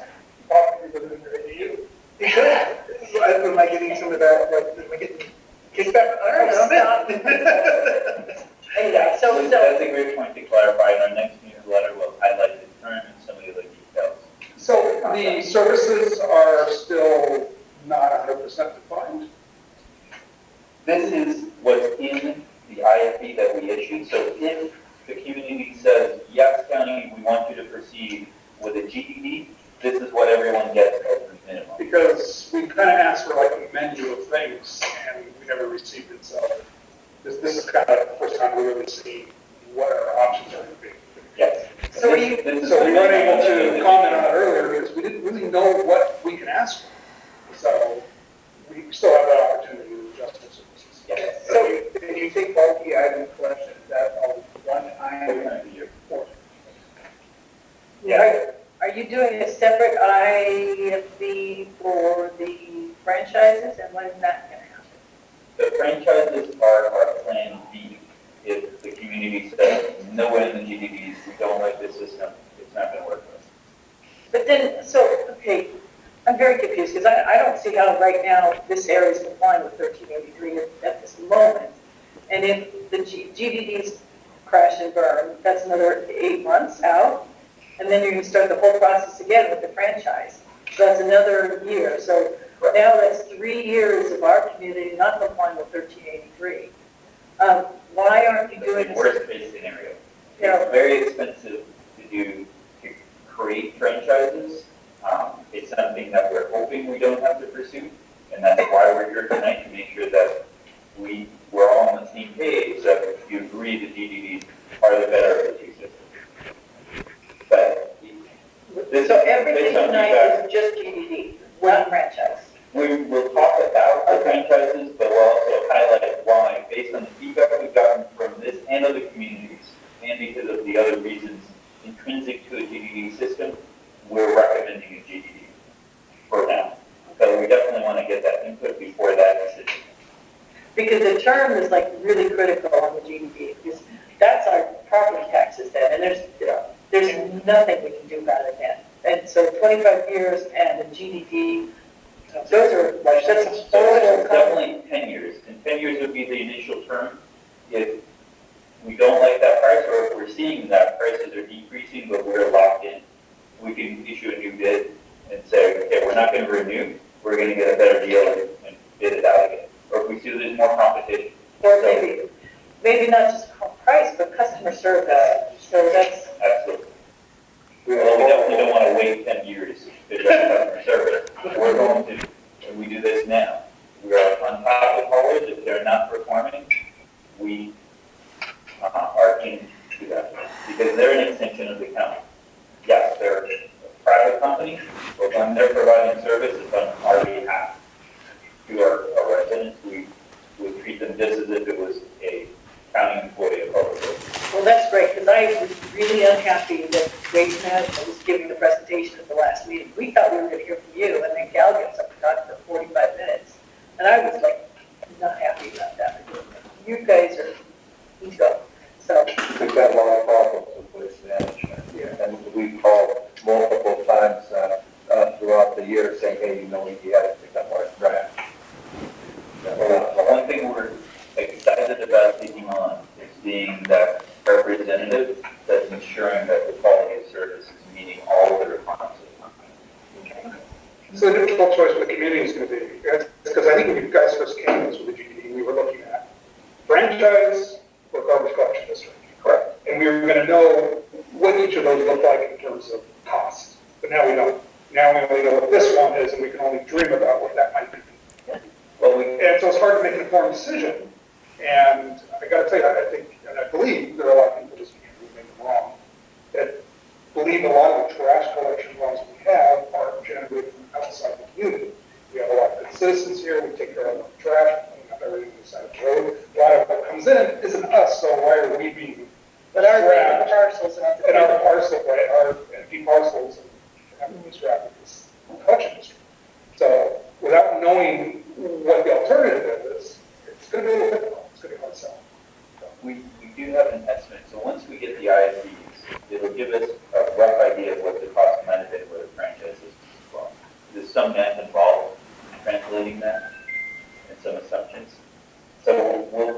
don't know what the cost is for the DVD, so we have nothing to compare either number to, but we will give you a best guess of what the rates might have been under a franchise.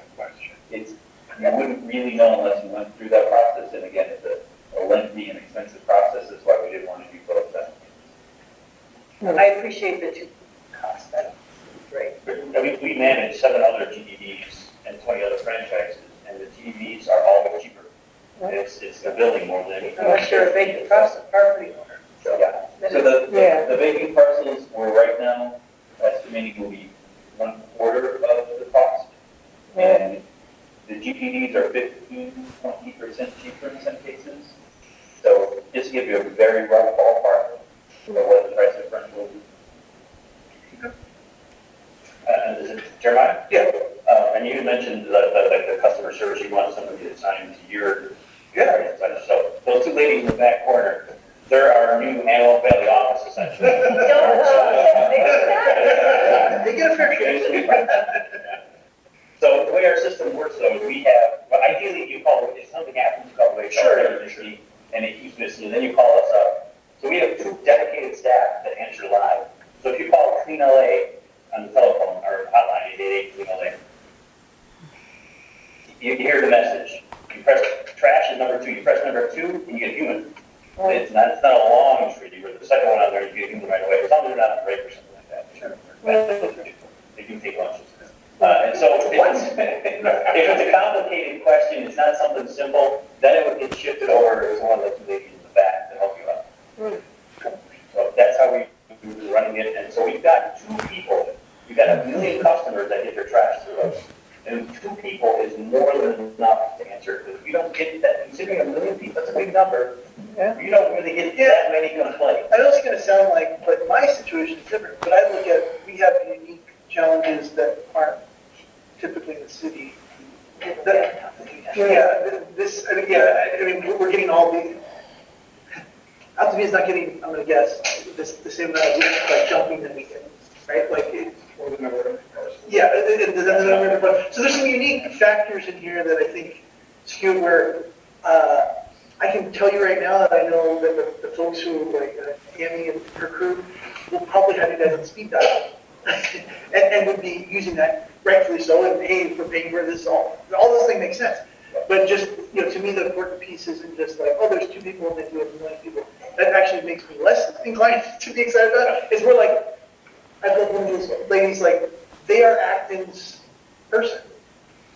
It's 2 people just for the North County. Yeah, that's what I'm trying. And in particular, we're finding people that live up here. I get that. Because they understand. Sure, the challenges.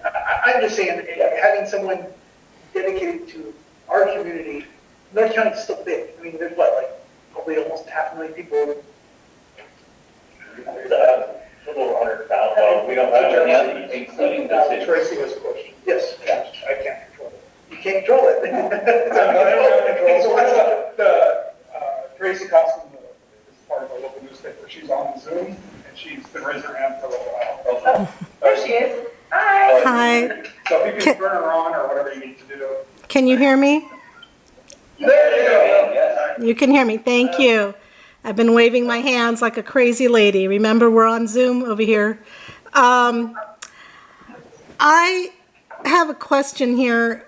The comments that are due by July 9th, if we raise the concerns that were brought up tonight, there were a lot of good concerns brought up tonight.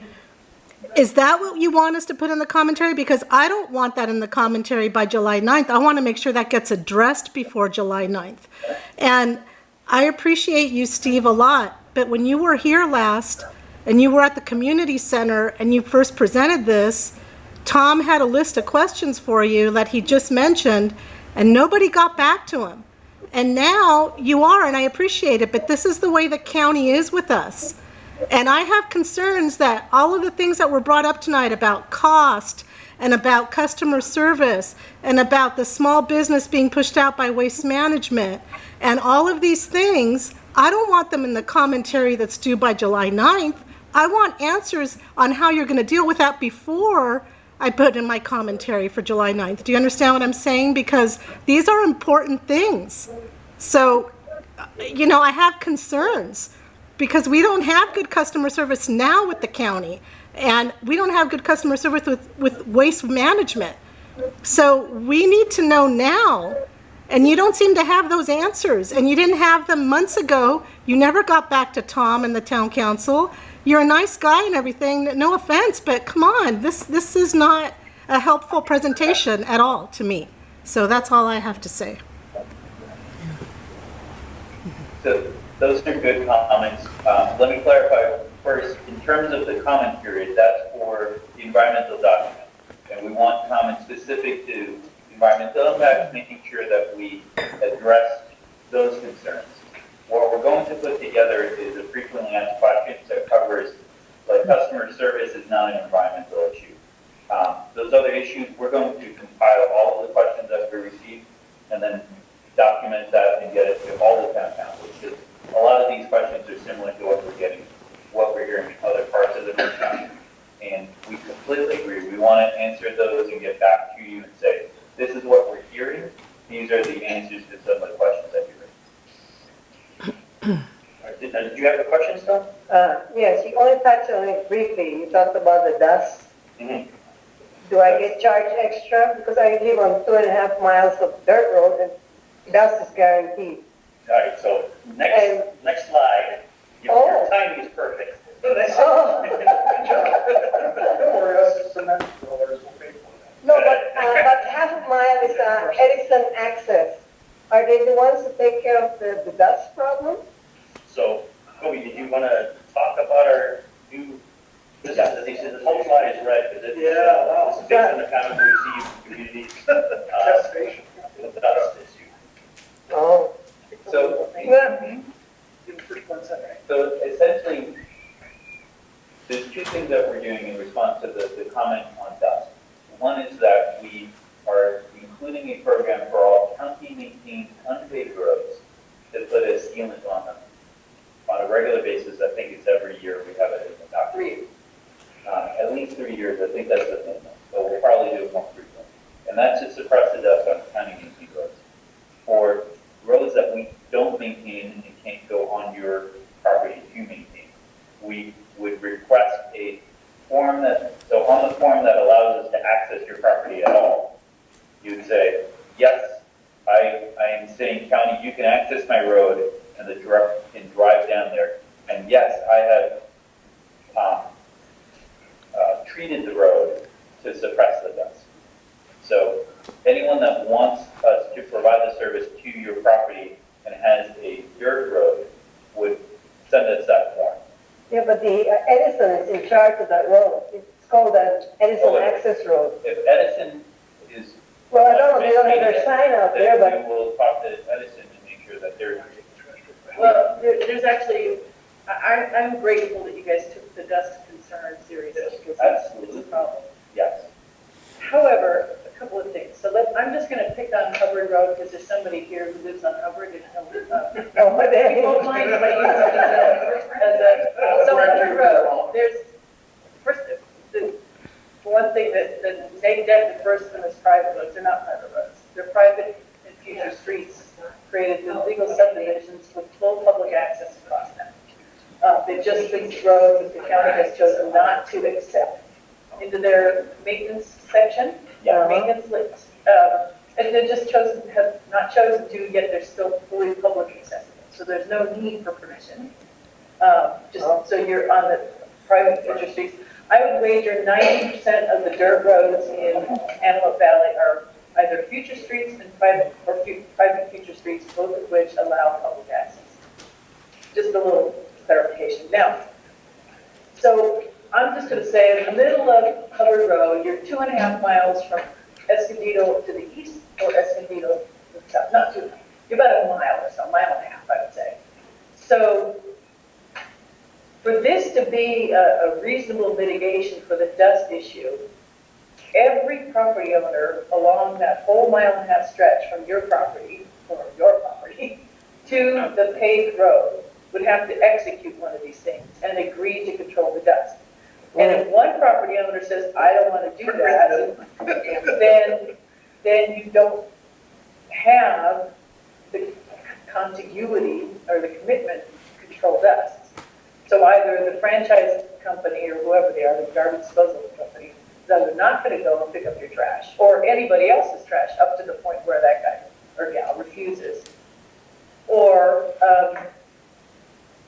the alternative is like, okay, so everybody in Hubbard is going to have to take alternative 2, and you're going to have maybe 120 trash cans and dumpsters all along the side of the road of Escondido, right where Hubbard comes out, right?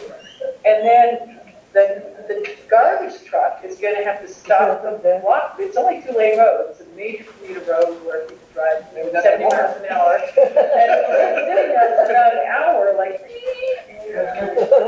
literally 100 of these, because that's how many will have to be out there. Because everybody on Hubbard, and not just Hubbard, everybody on Forest and everybody along all the... Hide them, like I have them hidden. So, and under that scenario, your actual particulate emissions are going to be way worse than what you're assuming, because now we'll have probably 50 property owners, each individually driving down to the dumpster on the track road. Right. If once somebody, so you're going to have like actually 20 times the particulate emissions than you would have under the scenario that was in the first example.